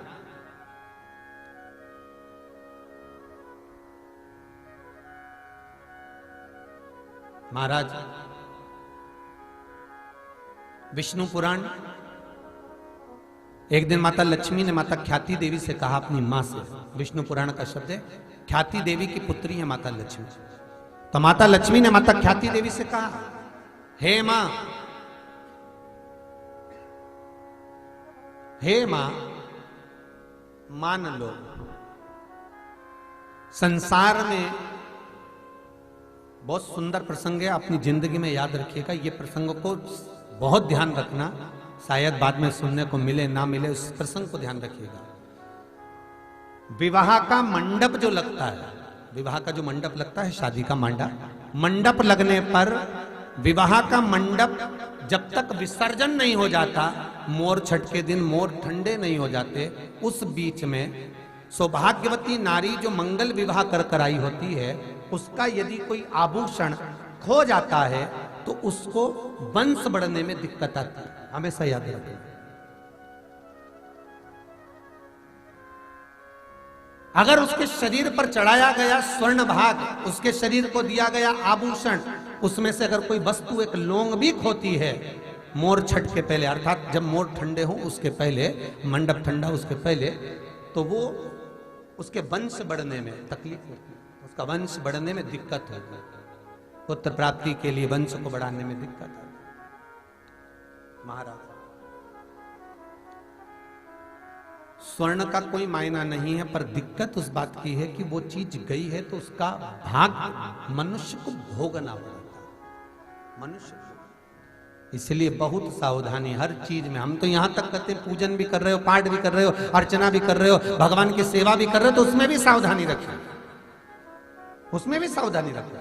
आपको लग रहा है कि बहुत तेज हवा चल रही है, बहुत तेज वायु चल रही है और मैं जो दिया लगाऊंगी वो ठंडा हो जाएगा, मत लगाओ। आपको लग रहा है कि ये मैं दिया लगाऊंगी ठंडा होगा, तो मत लगाइए, एक मन का दीप जलाइए, भगवान से निवेदन करो, हे भोलेनाथ, हे शंभु, हे त्रिकालदर्शी, हे कैलाशी, बहुत तेज वायु का संचार हो रहा है, मैं दीप नहीं लगा रही, पर यह मत सोचना कि मैंने दिया नहीं लगाया, मैं लेकर आई हूं, बाती भी है साथ में, पर बाबा इस दिए को मैं इसी मंदिर में रख कर जाती हूं, कोई तो आएगा बाद में लगा कर जाएगा। मैं आज इस हृदय की बाती से, हृदय के दीप से आपको प्रसन्न करना चाहता हूं। मन मेरा मंदिर, आंखें दिया बाती, होठों की है थालियां, रोम फूल बाती। मैं आपको भाव से लिखा, कह दिया विशर्वा जी तुम नष्ट हो जाओगे, तुम्हारा ये धन, तुम्हारा ये वैभव, तुम्हारी ये संपदा किसी काम की नहीं रहेगी, सब नष्ट। महाराज शंकर की कथा कहती है, शिव महापुराण कहती है कि भगवान भोलेनाथ भूत भावन भूतेश्वर मेरे शंकर जो आनंद में रहते हैं, सीधे हैं, भोले हैं, उनको जान नहीं पाए देवऋषि नारद। आज देवऋषि नारद तप करने के लिए गए और बाबा देवऋषि नारद ने जब तप करा, साधना करी, कामदेव भी उनकी समाधि को जब नहीं तोड़ पाए तो देवऋषि नारद के मन में अभिमत्ता आ गई, अभिमान आ गया कि मैंने काम को जीत लिया। जीत कर देवऋषि नारद सीधे पहुंच गए भगवान शंकर के द्वार पर, भगवान शिव के द्वार। और भगवान शंकर के दरवाजे पर जब देवऋषि नारद पहुंचे, देवऋषि नारद भगवान शिव के द्वार पर पहुंचे तो भगवान शंकर ने देखा देवऋषि नारद आए। बोलो क्या चाहिए, क्या दें आपको? देवऋषि नारद आप यहां पधारे हो, कैसे आना हुआ? देवऋषि नारद कहते हैं भोलेनाथ, जिस कामदेव को आप नहीं जीत पाए उस कामदेव को मैंने जीता। आप काम पर विजय प्राप्त नहीं कर पाए, आप कामदेव को नहीं जीत पाए, क्योंकि जब भगवान शंकर तप करने के लिए बैठे थे, जब भगवान शिव साधना करने के लिए बैठे थे, उस समय पर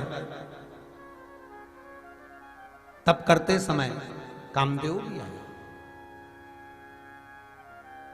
और कामदेव समाधि को तोड़ना चाहता है पर नहीं टूट पाई समाधि। फिर कामदेव आया वापस और कामदेव ने तीक्ष्ण बाण जब चलाए, कामदेव ने जब समाधि को तोड़ना चाहा, तीक्ष्ण बाणों पर बाण जब कामदेव ने दिए, तब भगवान शंकर के तीसरे नेत्र द्वारा कामदेव जलकर भस्म हो गए। कामदेव भस्म। तो यहां शिव पुराण कहती है कि देवऋषि नारद की समाधि को, तप को, साधना को कामदेव नहीं तोड़ पाए, पर भगवान शंकर के तप को, साधना को, समाधि को कामदेव तोड़ दिए। एक बहुत सरल सी विषय है महाराज, ये बात तो कई लोगों ने पूछा, कई लोगों ने प्रश्न भी किया, गुरुदेव शंकर जी तो इतने समाधि में लीन रहते थे, फिर कामदेव क्या लगा उनके आगे? अगर शंकर इतने समाधि में लीन रहते तो कामदेव से मतलब क्या उनको? वो कामदेव ने शिव की समाधि को क्यों तोड़ दिया? शंकर की समाधि को कामदेव ने क्यों तोड़ा? भैया शिव महापुराण की कथा कहती है कि शंकर जी सती के पति हैं और कामदेव रति के पति हैं।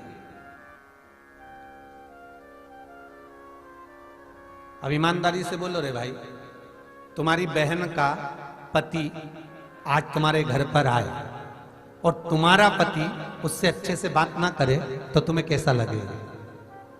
अरे बोलो तो, अच्छा लगेगा क्या? तुम्हारी बहन का पति आया इतनी दूर से मिलने के लिए और तुम्हारा पति जो है दुकान छोड़कर ही नहीं आ रहा, ऑफिस छोड़कर ही नहीं आ रहा, अपना काम छोड़कर ही नहीं आ रहा, और आया भी तो मिला ही नहीं, 2 मिनट नहीं मिला, बस आया और गया।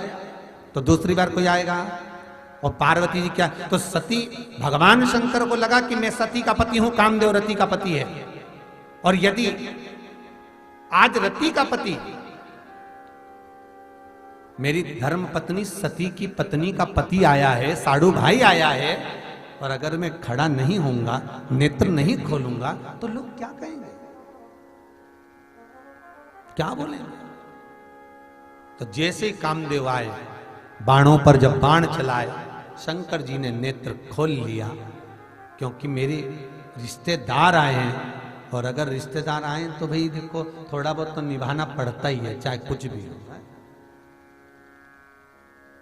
जरूरी है। हम तो आपसे भी कहते हैं भगवान से कोई रिश्तेदारी अच्छी बना लो, भगवान से पहचान, एक संबंध ऐसा बनाओ कि ये हमारा ये रिश्तेदार है। शंकर हमारा पिता, शंकर हमारा दादा, शंकर हमारा भाई, शंकर हमारा सखा, शंकर हमारा मित्र। शिव से कोई संबंध ऐसा बना लो कि जब समय भगवान के पास खबर जाए कि प्राण छूट रहे हैं, वो दरवाजे पर आ रहा है, तो मेरा शंकर, मेरा ओघड़दानी, मेरा शिव तुम्हें तुरंत स्वीकार कर ले, तुरंत।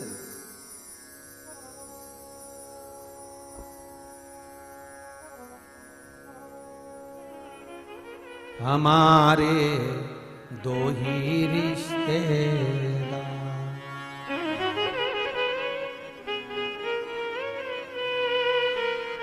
बाकी के कोई है ही। एक हमारे भोले बाबा, दूजी गोरा रानी सरकार, हमारे दो ही रिश्तेदार। भतीजा हमारा गणपति लाला, भतीजी हमारी अशोक सुंदर, बड़ा भतीजा कार्तिक प्यारा। ये सब हमारे संबंधी रिश्तेदार, नातेदार। जया विषहरा श्यामली बारी, दो तली है सबसे प्यारी। शंकर जी की 6 लड़कियां, जया, विषहरा, श्यामली बारी, दो तली देव, और 6ठे नंबर की अशोक सुंदरी। शंकर जी के 13 बच्चों में 6 लड़कियां। फिर निवेदन करूंगा, जिस व्यक्ति को नींद ना आए, रात को टेबलेट खाकर सोना पड़ रहा है और नींद का मत खाइए। शंकर जी की 5 लड़कियां, जया, विषहरा, शामरी बारी, दो तली और देव, इनका नाम लेकर पलंग पर सोते समय हाथ की हथेली में जल लो।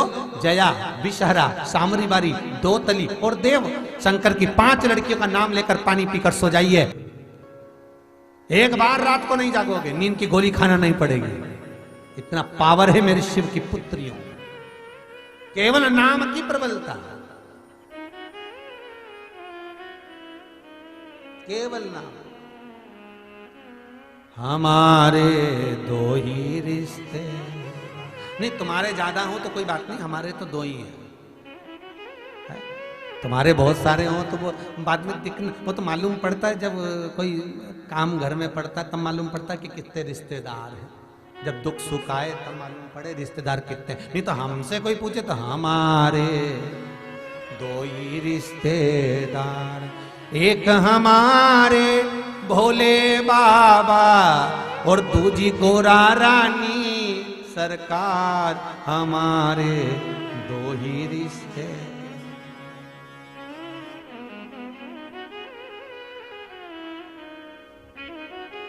बाकी के ना कोई रिश्ता, ना कोई झंझट। जितने रिश्तेदार बनाओगे ये सब लुटेरे चोटे, सब लुटेरे हैं सब। घर में रहने वाले कुटुंब, कबीले वाले, परिवार वाले, मोहल्ले वाले, रिश्तेदार, सब लुटेरे। रात को मरोगे, तन पर जितना आभूषण पहने रहोगे, घर के लोग ही नोचेंगे। आधी रात को चेन निकाल लो, डोकरी के पहन के जाइए, निकालो, अंगूठी निकालो, अम्मा के कान के बाले जल्दी निकालो।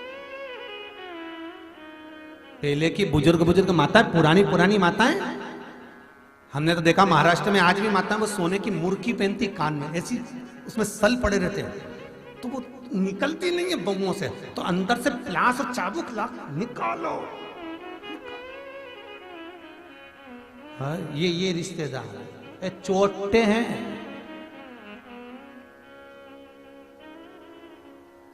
लूटेंगे जब तक जिंदा हो, तुम्हारी श्वास भी लूटेंगे।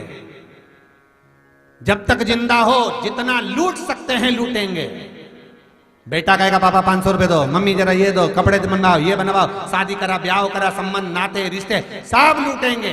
अंत समय में मर गए तो तन पर पड़ा हुआ एक एक कपड़ा तक नोच लेंगे, जो पड़ा है वो भी। और अगर यहां नहीं नोचेंगे घर में तो सजा धजा कर शमशान में रह जाएंगे, और आग लगाने से पहले तन पर जो कपड़े रखे रहेंगे वो तक नोच लेंगे। फाड़ो, निकालो, जैसा आया था वैसा ही जाएगा।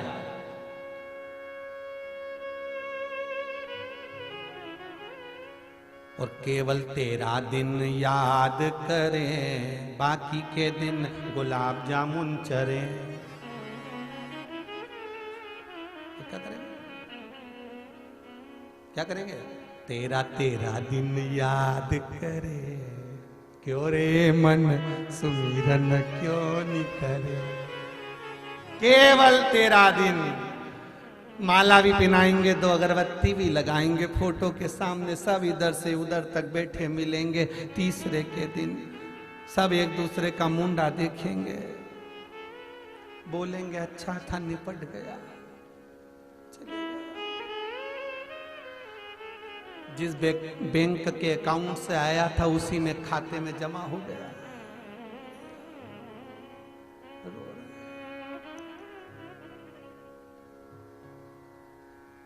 रोज तो रोटी पकवान, बाद में इतना बड़ा कंडा जला के फोटो के आगे घी और शक्कर की धूप धरे। ये भी नहीं पता कि अम्मा को दमे की बीमारी थी, सांस फूल फूल के मर गई और कंडे का धुआं कर दिया। जब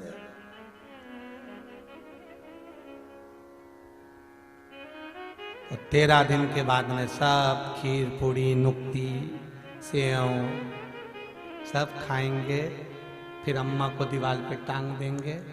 श्राद्ध में अम्मा नीचे उतरेगी, खीर पूड़ी चिपकाएंगे, फिर दीवार पे टांग देंगे। बस यही मनुष्य का, हंसो मती अपने भी टंगेंगे। सत्य वो सत्य है, नकारा नहीं जा सकता।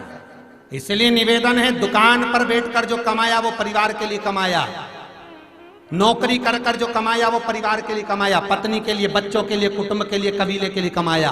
पर शिव महापुराण में बैठकर 3 घंटे की कथा श्रवण कर कर जो तुमने पुण्य कमाया, ये परिवार का पुण्य नहीं, ये अपना पुण्य है। बस यही तुम्हारे साथ जाना है, बाकी का तो सब छूट जाना, कुछ भी नहीं। जमीन जायदाद दौलत संपदा सब पड़ी। नया नया फ्रिज खरीदा, एक दिन पानी नहीं पी पाओगे, कब चले जाओगे मालूम पड़ेगा। धरा की धरा रह जाए, और पाला उसी शमशानवासी से पड़ेगा। घर के लोग आग लगा कर चले जाएंगे, आखिरी में शंकर ही शमशान में मिलेगा, और बात मेरा शिव ही करेगा, कोई दूसरा नहीं। शिव महापुराण की कथा कहती है 10 दिन तक जीवात्मा, गरुड़ पुराण कहती है 10 दिन तक जीवात्मा घर की अटारी पर रहती है। 10 दिन, कब? जब 10 दिन तक जीवात्मा के लिए धूप निकाली जाती है, दिया लगाया जाता है, तब जीवात्मा घर पर जाती है। नहीं तो 10 दिन तक जीवात्मा शमशान में निवास करती है, शंकर के साथ उसकी चर्चा होती है। देख तेरे परिवार वाले तेरे मरने के बाद कोई यहाँ शमशान में पूछने नहीं आ रहा है, तीसरे के दिन आएंगे खारी समेटने के लिए, शंकर कहते हैं। इसीलिए वही रिश्तेदार सबसे अच्छा है, वहीं मिलेगा, वहीं पे अच्छे से बातचीत करेगा। अगर अच्छे से कथा सुन लोगे तो वहां बैठ के अच्छी तुम्हारी खातिरदारी भी कर लेगा, तुम्हें पानी वानी पिलाए से भोजन भोजन करा। नहीं तो मैं 3 दिन तक तो कोई झांकने नहीं आएगा, 2 दिन तक कहीं भूखे मरोगे। शिव का स्मरण करा है, शंकर का यदि अनुमोदन करा है तो डरना नहीं है। यमराज भी क्या करेगा, स्वयं जब हनुमान जी महाराज शिव के ही अवतार, राम जी के सम्मुख में नहीं आया यमराज, क्या करेगा।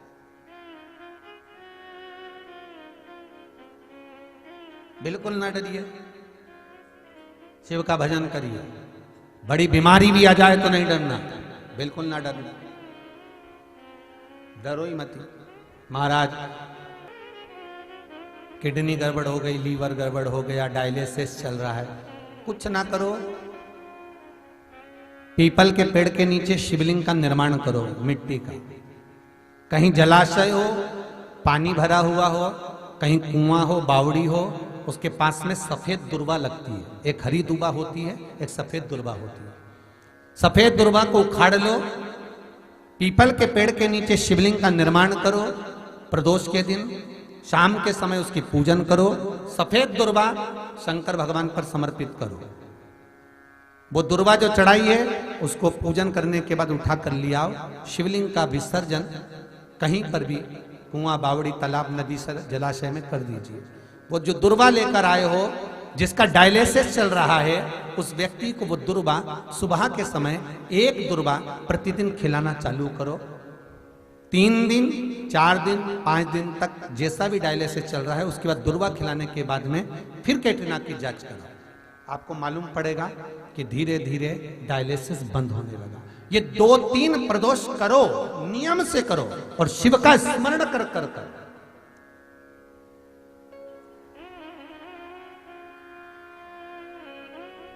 शंकर का स्मरण कर।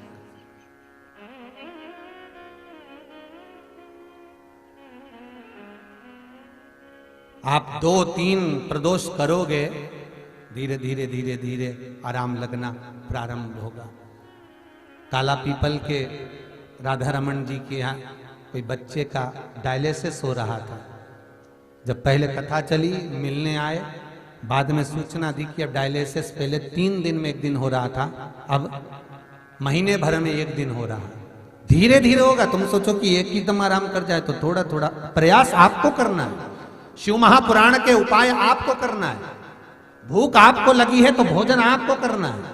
दूसरा खा भी लेगा तो आपका पेट नहीं भराएगा। करना आपको पड़ेगा, करिए।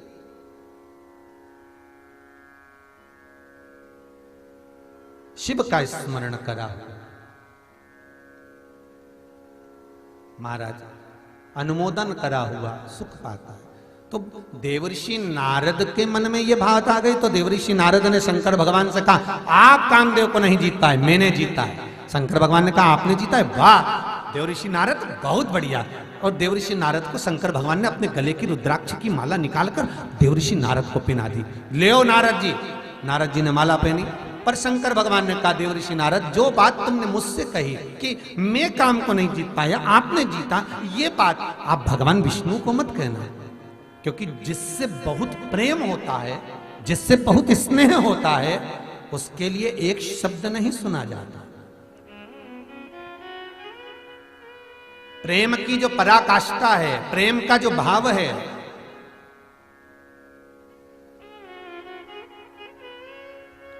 रुक्मणी जी के सामने भगवान कृष्ण सुदामा के चरण धुला रहे थे, नैनों से अश्रु बह रहा था। रुक्मणी जी ने जब सुदामा के चरण भगवान ने धुला दिए और रुक्मणी कृष्ण के साथ जब अंदर जाने लगी, तो रुक्मणी ने कहा कि ये आपका मित्र, इसके पास पहनने के लिए कपड़े तक नहीं। भगवान कृष्ण ने कहा, रुक्मणी तुम राजरानी हो, अपने शब्दों पर विराम दीजिए। तुम पटरानी हो, अपने शब्दों पर विराम दीजिए। मैं उसी समय समझ गया था जब मैंने आपसे कहा था कि जल लेकर आओ, मेरे मित्र के चरण धुलाना। ना रुक्मणी हिली, ना मित्रवृंदा, ना लक्ष्मणा, ना जामंती, कोई नहीं गई, ना रुक्मणी गई।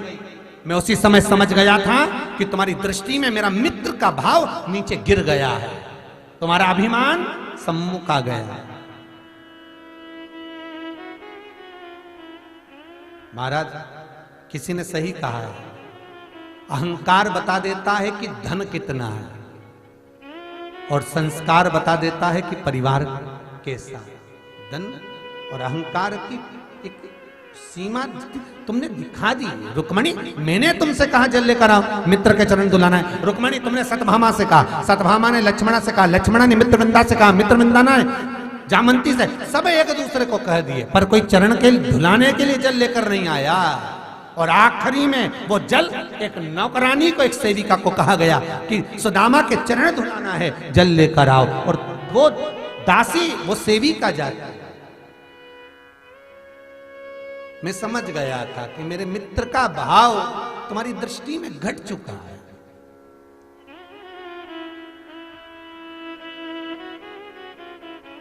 पर मैं एक शब्द नहीं सुनना चाहूंगा। रुक्मणी ने कहा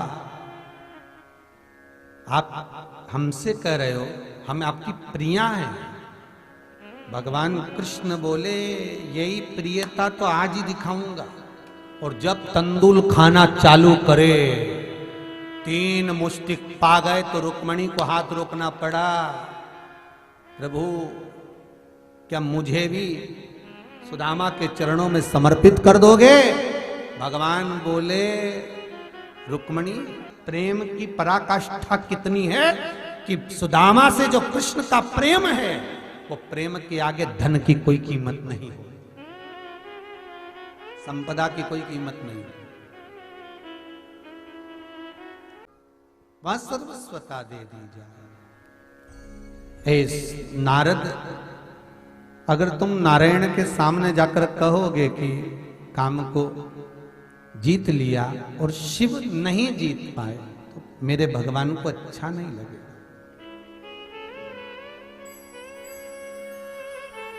मेरी विनय को आप स्वीकार करिएगा, मेरी विनती आप स्वीकारिए।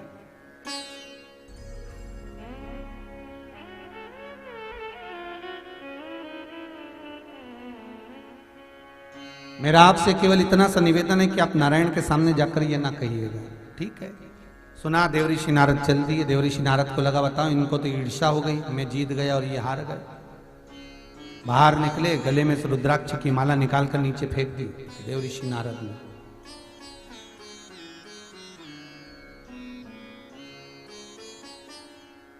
नंदी निकल कर जा रहे थे, नंदी ने वो माला उठा ली, शिव जी के पास ले जाकर दे दिया।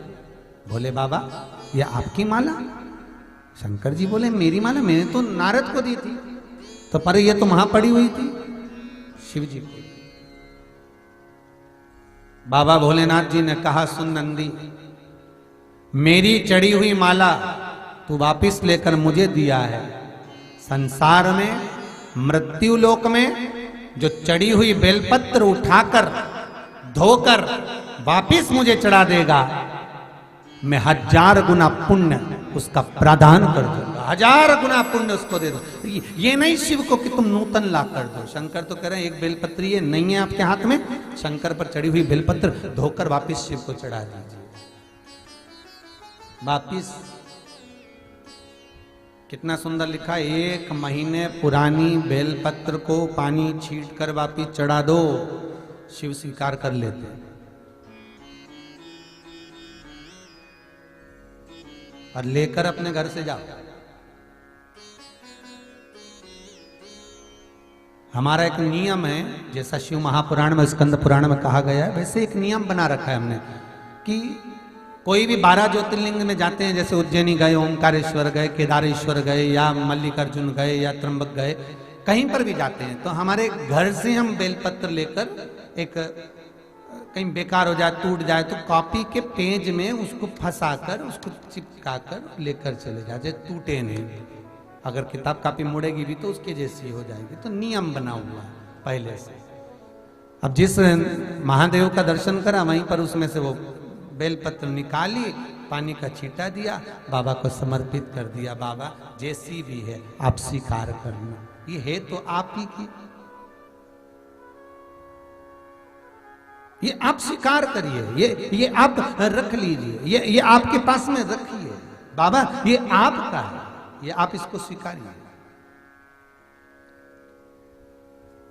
ये आपका समर्पण है। शिव शंकर औघड़दानी त्रिकालदर्शी कैलाशी अविनाशी मेरा शिव की कथा का, मेरे बाबा का चरित्र कह रहा है, विश्वनाथ का चरित्र कह रहा है। महाराज माला शिव जी के पास आ और देवऋषि नारद पहुंच गए बैकुंठ में। श्रीमन नारायण भगवान विष्णु ने पूछा, नारद जी आए, आओ साहब पधारो। तो भगवान नारद जी को लगा कि मैं शंकर जी के यहाँ गया था तो वहां तो बैठने की जगह दी, मेरे को गले में माला पिनाई। यहाँ तो भगवान विष्णु ने ये भी नहीं पूछा कि बैठ जाओ और जाओ पैसों वालों के घर।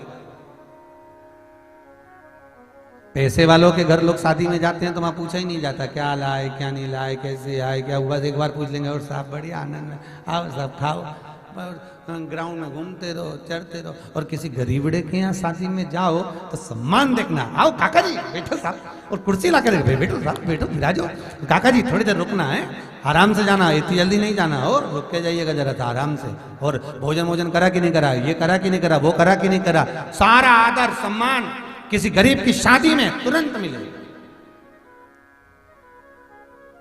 पर दिक्कत यह है ना कि वो शिकार कहां है, शिकार कहां है?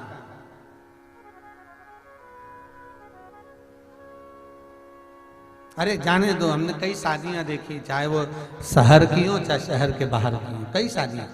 धन वालों के यहाँ शादी में कोई अगर गरीबड़ा जाता भी है तो दरवाजे पे खड़े हुए मुस्कुरा, और गरीबड़े के यहाँ वही व्यक्ति जाता है तो सम्मान आगे पीछे डोलते ले जाते, चलो साहब देखो साहब, पाओ साहब, आनंद पाओ साहब।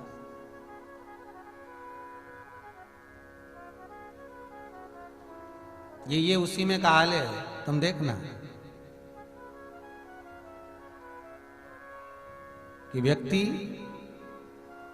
होटल में गया तो कितनी शान सत्ता से, एक समोसा लाओ, कचौड़ी लाओ, पानी की बोतल लाओ,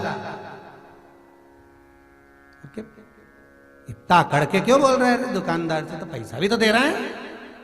और फिर वही व्यक्ति मदिरा की दुकान पे गया, बाहर खड़े रहे और वो काउंटर पे से धीरे से दे, और कई मदिरा की दुकान पे ऐसे भिखारी जैसे बेचारे, इनको यहाँ पर जैसे रोटी मिल रही हो, कहीं लाइन से खड़े, दे दे भैया, दे दे भैया, ऐसे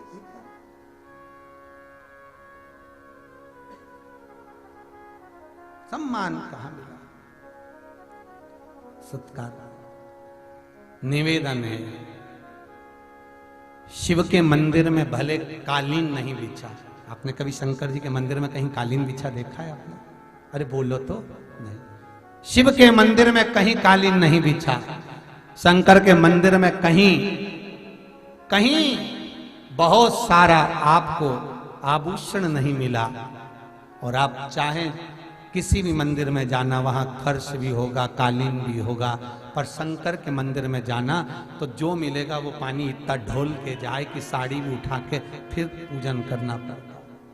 फिर भी मेरा शिव बहुत सरल, ओघड़दानी, 3 बार ताली बजाने से, बम बम बोले भोलने से, ओम नमः शिवाय कहने से, 1 लोटा पानी चढ़ाने से इतना प्रसन्न हो जाता है कि मेरा भोलेनाथ तुम्हारे जरा से प्रेम से रीच कर तुम्हें त्रिलोकी का नाथ बना देता। वो खुद बना देता है कि तुम स्वयं बनो, तुम स्वयं भरण पोषण तुम्हारा आनंद में करो, मैं खुद इतना दे देता हूं।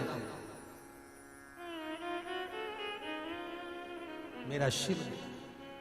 भगवान विष्णु ने नारद जी से नहीं पूछा कि तुम बैठो, भगवान विष्णु के सामने जाके नारद जी ने कह दिया, जिसको शंकर नहीं जीत पाए उस कामदेव को मैंने जीता है। भगवान नारायण सुनते ही आंखों से अश्रु बह गए। देव ऋषि नारद से कहा, ठीक है आप महान है, जाइए, क्योंकि निंदा करने वाला और निंदा सुनने वाला दोनों में महापापी होता है सुनने वाला। भगवान विष्णु को दुख इस बात का हुआ कि देवऋषि नारद ने शंकर की निंदा कर दी और शिव की निंदा करी है, तो फिर मेरी गति बिगड़ गई। और वही हुआ, निंदा करने वाले को भी दोष लगता है और निंदा सुनने वाले को। शंकर की अगर किसी ने निंदा करी है तो उसको पशु का जन्म लेना पड़ेगा, और शंकर की निंदा यदि किसी ने सुनी है तो उसको भी पशु का जन्म लेना पड़ेगा। और वही हुआ, देवऋषि नारद ने शंकर की निंदा करी थी तो उनको बंदर का मुंह लगा था, और भगवान नारायण ने शंकर की निंदा सुनी थी तो सिर कटा तो घोड़े का मुंह लगा, हयग्रीव अवतार लेना पड़ा। केवल शिव की निंदा सुनना और करना ये दोनों महापाप है। हम तो कई लोगों से कहते हैं, अगर आपको शंकर की कथा नहीं पसंद आ रही, शिव महापुराण नहीं समझ में आ रही, तो निंदा मत करना। तुम्हारे हाथ में रिमोट रखा, तुरंत चैनल चेंज, महाराज भी चेंज, दूसरा मिल जाएगा कहीं का महाराज, पकड़ लो उसको सुनो। हाथ में रिमोट लेकर बैठे हो, सोफे पे पलंग पे जहां बैठे हो रिमोट रखा हुआ है, शिव कथा समझ में नहीं आए, समझ में नहीं आ रही तो निंदा ना करिए, बुराई ना करिए, रिमोट पकड़ के चैनल चेंज कर लो, दूसरे महाराज को देखो। सीवर वाला महाराज तो है ही पगला, वो तो ऐसी कथा वाचता। क्या सोचना, हम तो शंकर के जो भगत हैं, शिव का उपासक जो होता है वो ऐसा ही वो घड़ी होता है। अलमस्त रहो, क्या किसको रोइए, चादर तान के सोइए, आग लगे बस्ती में अपन रहो मस्ती में। कहा क्यों ना, मस्त रहो। जिंदगी रो रो कर नहीं निकालना, मस्त रहो।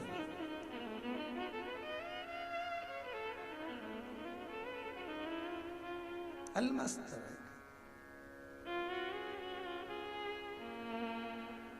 एक बुधनी की एक माता जी ने कथा सुन ली शिव महापुराण की, वो इतनी मस्त रहे, इतनी मस्त। एक दिन उसका पति पी के आ गया, अब पी के आया तो उसने उससे कहा रोटी दे। अब मुस्कुरा, अब रोटी दे, अब मुस्कुरा। अब इसने शंकर की कथा सुन ली, अब वो भी पी के आया, ये भी पी गई। वो मैं खाने से पी के आया, ये टीवी से पी गई। कथा मैं सुन ली, उसने टीवी का। अब दूसरे दिन पति की तो उतर गई पर इसकी नहीं उतरी।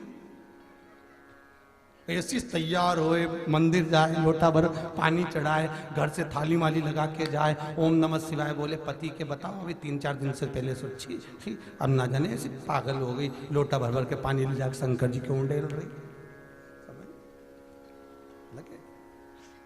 वो फिर रात के पी के आया, फिर ऐसी करे, रोटी भी नहीं देने, मुस्कुरा। अब बड़ी 2-3 दिन बाद ही अपनी पड़ोस के यहाँ गया, काकी मेरी पत्नी को कोई हवा मवा लग गई। तो उसकी काकी बोली हवा नहीं लगी, शिव की शिव पुराण लग गई। और जिसको लग गई वो नहीं उतरी, फिर नहीं उतरी। लोग रात रात को साहब मोबाइल देख, कई लोग कहे हम तो रात को कथा सुने, दिन में नहीं मिले, रात को आधी रात को मोबाइल में कथा देखे, पर जब तक नहीं सोए, जब तक कथा नहीं मिले, लग गई। एक बार लग गई, बस शंकर का तुमने निंदा कर दी और वो निंदा सहन नहीं हुई। भगवान विष्णु ने कहा जाओ नारद, अब तो तुमने निंदा करी है तो तुम्हारा मुख तो बदलेगा। नारद जी गए और जैसे ही देवऋषि नारद गए और नारद जी गए, एक सुंदर राजा का महल दिखा जहां पर स्वयंवर चल रहा था। शीलनिधि राजा की कन्या को देखा, मेरी शादी नहीं हुई, सुंदर मैं बन जाऊं। भगवान से वर मांगा सुंदरता का, मेरा जिसमें हित हो। बंदर का मुख लगा दिया, बैठ गए सभा में। कन्या आई, वरमाला भगवान विष्णु को, माया थी वो तो भगवान की। नारद जी को क्रोध आया, जाकर मुख देखा तो बंदर का था। भगवान विष्णु को अपशब्द कहे। देवऋषि नारद जैसे ही कहे, भगवान बाद में पश्चाताप हुआ, भगवान विष्णु के चरण पकड़ लिए, क्षमा कर दो, मेरा ये मुख ऐसा क्यों बना, वो कारण बता दो। भगवान विष्णु ने कहा, ए देवऋषि नारद, तुमने अपने मुख से शंकर की निंदा करी है। शंकर की निंदा करने वाला और शंकर की निंदा सुनने वाला महापापी होता है। उसको बानर के मुख लगा है, तुमको बंदर का मुख लगा। नारद जी बोले क्षमा कर दो, कुछ ऐसा उपाय बता दो जिससे मैं इस योनि में आ तो गया हूं, पर ये बंदर का जो मुख है ये छूट जाए और मैं भगवान की शरणागति पालूं। जाओ देवऋषि नारद, अभी तक तुमने नारायण का भजन करा, शंकर का भजन करो। देवऋषि नारद को भेज दिया चंद्रभागा नदी के तट पर। चंद्रभागा नदी के तट पर जहां पर हरि विठ्ठल शंकर के साथ विराजे हुए हैं। भारत की भूमि पर एक ही भगवान विष्णु का मंदिर ऐसा है जहां पर भगवान विष्णु के सिर पर शिवलिंग है। वो है पंढरपुर में हरि विठ्ठल, चंद्रभागा नदी के घाट पर। पांडुरंगा हरि विठ्ठल ईंट पर खड़े, दोनों हाथ कमर पर, और उनके मस्तक पर शिवलिंग विराजा हुआ है। दुनिया में एक ही मंदिर है, हरि विठ्ठल। जाओ वहां बैठकर तप करो। देवऋषि नारद ने तप करा, वंदन करा, शिव का दर्शन हुआ। क्षमा करो प्रभु, गलती हो गई। जो सीधा होता है, सरल होता है, लोग उसको जान नहीं पाते।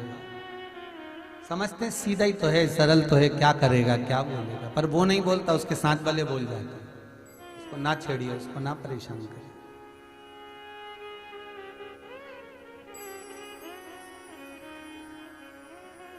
मेरे भोले बाबा के कंधे पे झोली,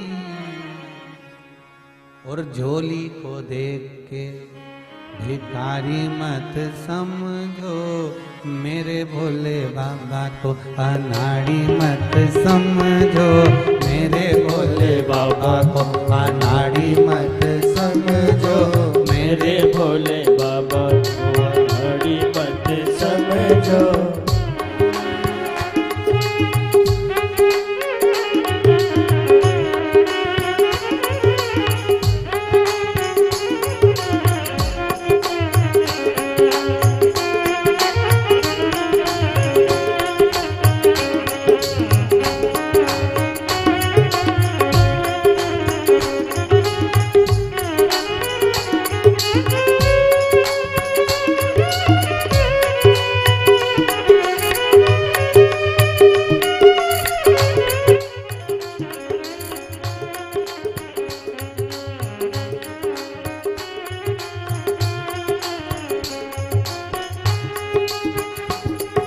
मेरे भोले बाबा के हाथों में डमरू, मेरे भोले बाबा के हाथों में डमरू, ओ मेरे भोले बाबा के हाथों में डमरू, मेरे भोले बाबा के हाथों में डमरू। ओ डमरू को देख के,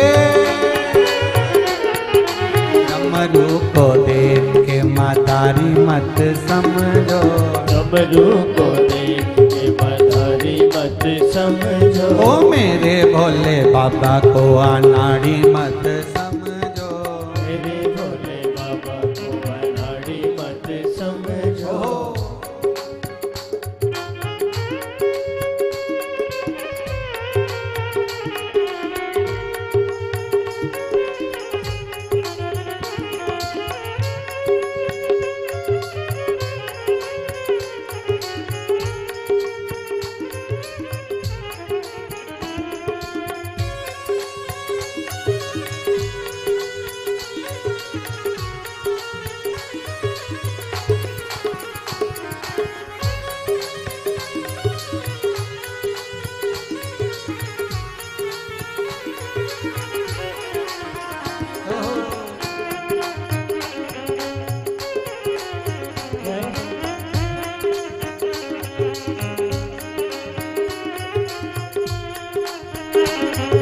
मेरे भोले बाबा के हाथों में त्रिशूल, मेरे भोले बाबा के हाथों में त्रिशूल, ओ मेरे भोले बाबा के हाथों में त्रिशूल, मेरे भोले बाबा के हाथों में त्रिशूल। ओ त्रिशूल को देख के,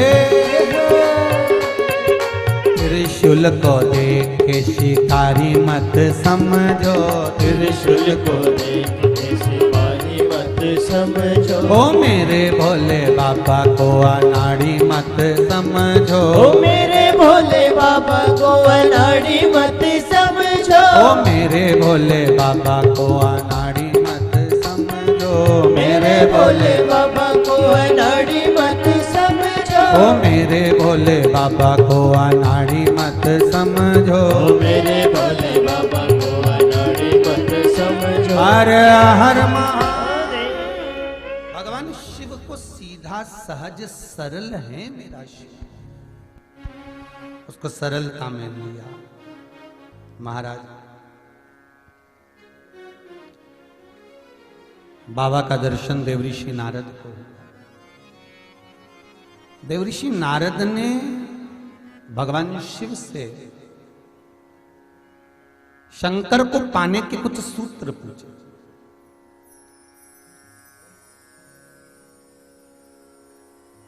पांच कारण हैं जिससे शंकर हमें प्राप्त हो सकते हैं अंतिम क्षण में। पांच कारण। पहला, अगर आप शंकर के मंदिर में जाकर एक लोटा पानी चढ़ा रहे हैं तो शिव की कृपा आज नहीं तो कल, कल नहीं तो परसों, कभी मेरे बाबा की कृपा आप पर बनेगी जरूर। ये शंकर के ही शब्द देवऋषि नारद को है। दूसरा, देवऋषि नारद, जो मनुष्य मस्तक पर त्रिपुंड धारण करता है, मस्तक पर त्रिपुंड लगाता है, शिव कहते हैं उसको मृत्यु के पश्चात भटकना नहीं पड़ता। शंकर कहते हैं वो मेरे ही धाम पर, मेरे ही संग कैलाश पर आकर विराजमान हो जाता है। तीसरा, शिव मंदिर के नजदीक में, शंकर के पास में जो बेलपत्र का वृक्ष रोपित करता है, बेलपत्र का या शमी का वृक्ष जो लगा देता है, और वो बेलपत्र शिव को समर्पित होती रहती है। जब तक वो बेलपत्री का वृक्ष लगा हुआ है और उसकी बेलपत्र शंकर को जब तक चढ़ रही है, उसके वंश का कभी नाश नहीं होता है। चौथा कारण कहा देवऋषि नारद,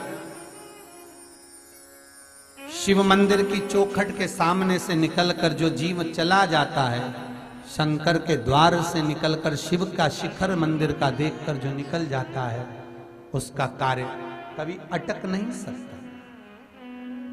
और पांचवा कारण शंकर के स्मरण का स्वयं शिव देवऋषि नारद से कह रहे हैं, नारद, मृत्यु का भय होने पर संसार में भटकने वाला व्यक्ति जब मृत्यु के भय में पड़ जाता है, कोई बीमारी, कोई रोग, कोई कारण, कोई एक्सीडेंट, कोई कारण में जब मनुष्य फंस जाता है, तो शंकर कहते हैं नारद, उसके मुख से, उसके स्मरण से, उसके परिवार के स्मरण से एक बार भी अगर दिल से मेरा नाम निकलता है, तो मैं उस रोग को, उस कष्ट को, उस दुख को अपना जानकर उस कष्ट से निवारण कर दे। इसलिए हमारे यहाँ अगर किसी का एक्सीडेंट हो गया, कोई रोग हो गया, कोई बीमारी हो गई, कोई दुख आ गया, तो हमारे यहाँ तुरंत ब्राह्मण कहते हैं कि महामृत्युंजय का अनुष्ठान कराइए, महामृत्युंजय का जाप कराइए, शिव का स्मरण कराइए, शंकर का अनुमोदन कराइए। और फिर निवेदन करूंगा, बारंबार कहता हूं, आज फिर निवेदन करता हूं आप सभी से, अगर शरीर में कष्ट है, घुटने कमर में बहुत ज्यादा तकलीफ है, तो प्रदोष के दिन शंकर के, अभी महाशिवरात्रि आने में तो बहुत समय है, पर प्रयास करना कि प्रदोष के दिन शंकर के मंदिर की चौखट पर बैठकर, शंकर के मंदिर के द्वार पर बैठकर, शंकर पर चढ़ी हुई बेलपत्र खाना चबा चबा कर और घर आकर विश्राम करना। 2-1 प्रदोष कर कर देखना, आपके घुटने और कमर में आपको खुद अंतर है। बाबा की बेलपत्र कोई साधारण नहीं है महाराज। वो कहते हैं ना, इस बेलपत्री में क्या क्या गुण है महाराज। ऐसा कोई रोग, ऐसी कोई बीमारी, ऐसा कोई क्षण, ऐसी कोई तकलीफ जिसको वो बेलपत्र ठीक ना करे।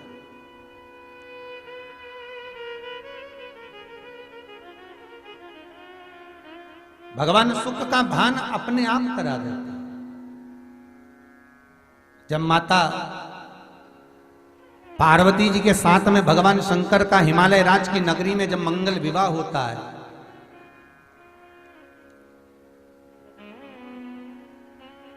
पार्वती मैया भगवान शंकर को पाने के लिए अपनी सखियों के साथ एक गुफा में प्रवेश कर कर शिवलिंग का पूजन करती है, जैसे हरतालिका तीज का पूजन माताएं करते हैं, पूजन करते हैं।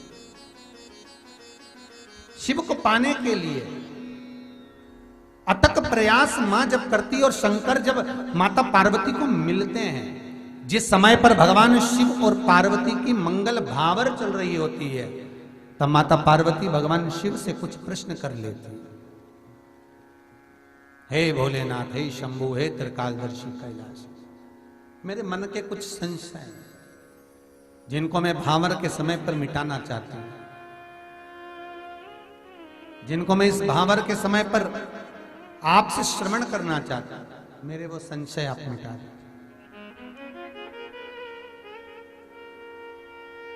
पार्वती, ऐसा कौन सा संशय है तुम्हारे भीतर जिसको आप सुनना चाहती हो?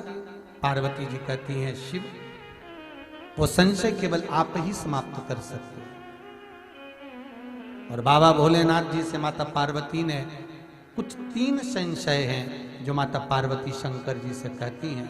पहला संशय माता पार्वती का कि भोलेनाथ, संसार में जिस कन्या का वर के साथ में विवाह होता है, उस विवाह के समय पर वो वर और कन्या किस रूप में रहते हैं?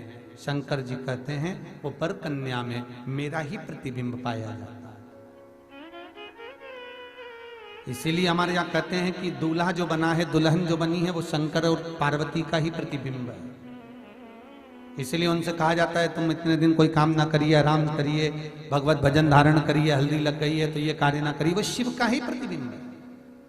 दूसरा कारण कहा, जगत संसार में जब संपदा की कमी होती है, जगत संसार में जब लक्ष्मी की कमी होती है, जगत संसार में जब वैभव की कमी होती है, तब वो वैभव प्रदान करने वाला कौन है? शंकर कहते हैं पार्वती, जिस समय पर वैभव और संपदा की कमी हो, पार्वती, संसार का मनुष्य यदि मेरे चरणों का स्मरण करता है, मेरे चरणों का स्मरण करता है, शंकर कहते हैं मैं चोर को जो कुबेर बना सकता हूं, उस कुबेर को उसके घर पर भी भेज सकता हूं, बस मेरे चरणों का स्मरण करे। जब दुख हो, तकलीफ हो, कष्ट हो, वो स्मरण करे। पार्वती जी का तीसरा कारण कहा महाराज, जगत मिथ्या संसार से जब जीव जाए तो उसको आपकी शरणागति किस भाव से मिले? तो कहा पार्वती, केवल मेरे नाम का मंत्र उच्चारण ही मुझे प्राप्त करा देता है। ऐसे 3 संशय पार्वती जी के मंगल विवाह पर हुए हैं। भाव भक्ति से आज की कथा को यहाँ विराम की ओर लेते हैं। कल फिर माता पार्वती गणेश जी के पास में बैठकर शंकर जी से कुछ चर्चा करती हैं, बात करती हैं, उसको श्रवण करेंगे। साथ में जिन लड़का लड़की का विवाह नहीं हो रहा है, जिनकी पत्रिका मिलान नहीं होता, लड़का पसंद नहीं आता, लड़की पसंद नहीं आती, मंगल विवाह नहीं होता, या जिनका व्यापार नहीं चलता उसके लिए, और जिनके घर में बच्चे चिड़चिड़ प्रवृत्ति कार्य करते हैं, क्रोध करते हैं, उनके लिए कल की कथा में सुंदर हनुमान जी महाराज का चरित्र, हनुमान जी का पंचमुखी अवतार, 5 मुख हनुमान जी ने क्यों लिए शंकर जी ने, उसका वर्णन कल की कथा में ग्रहण करेंगे। आज की कथा को यहाँ विराम करते हैं। हर हर महादेव।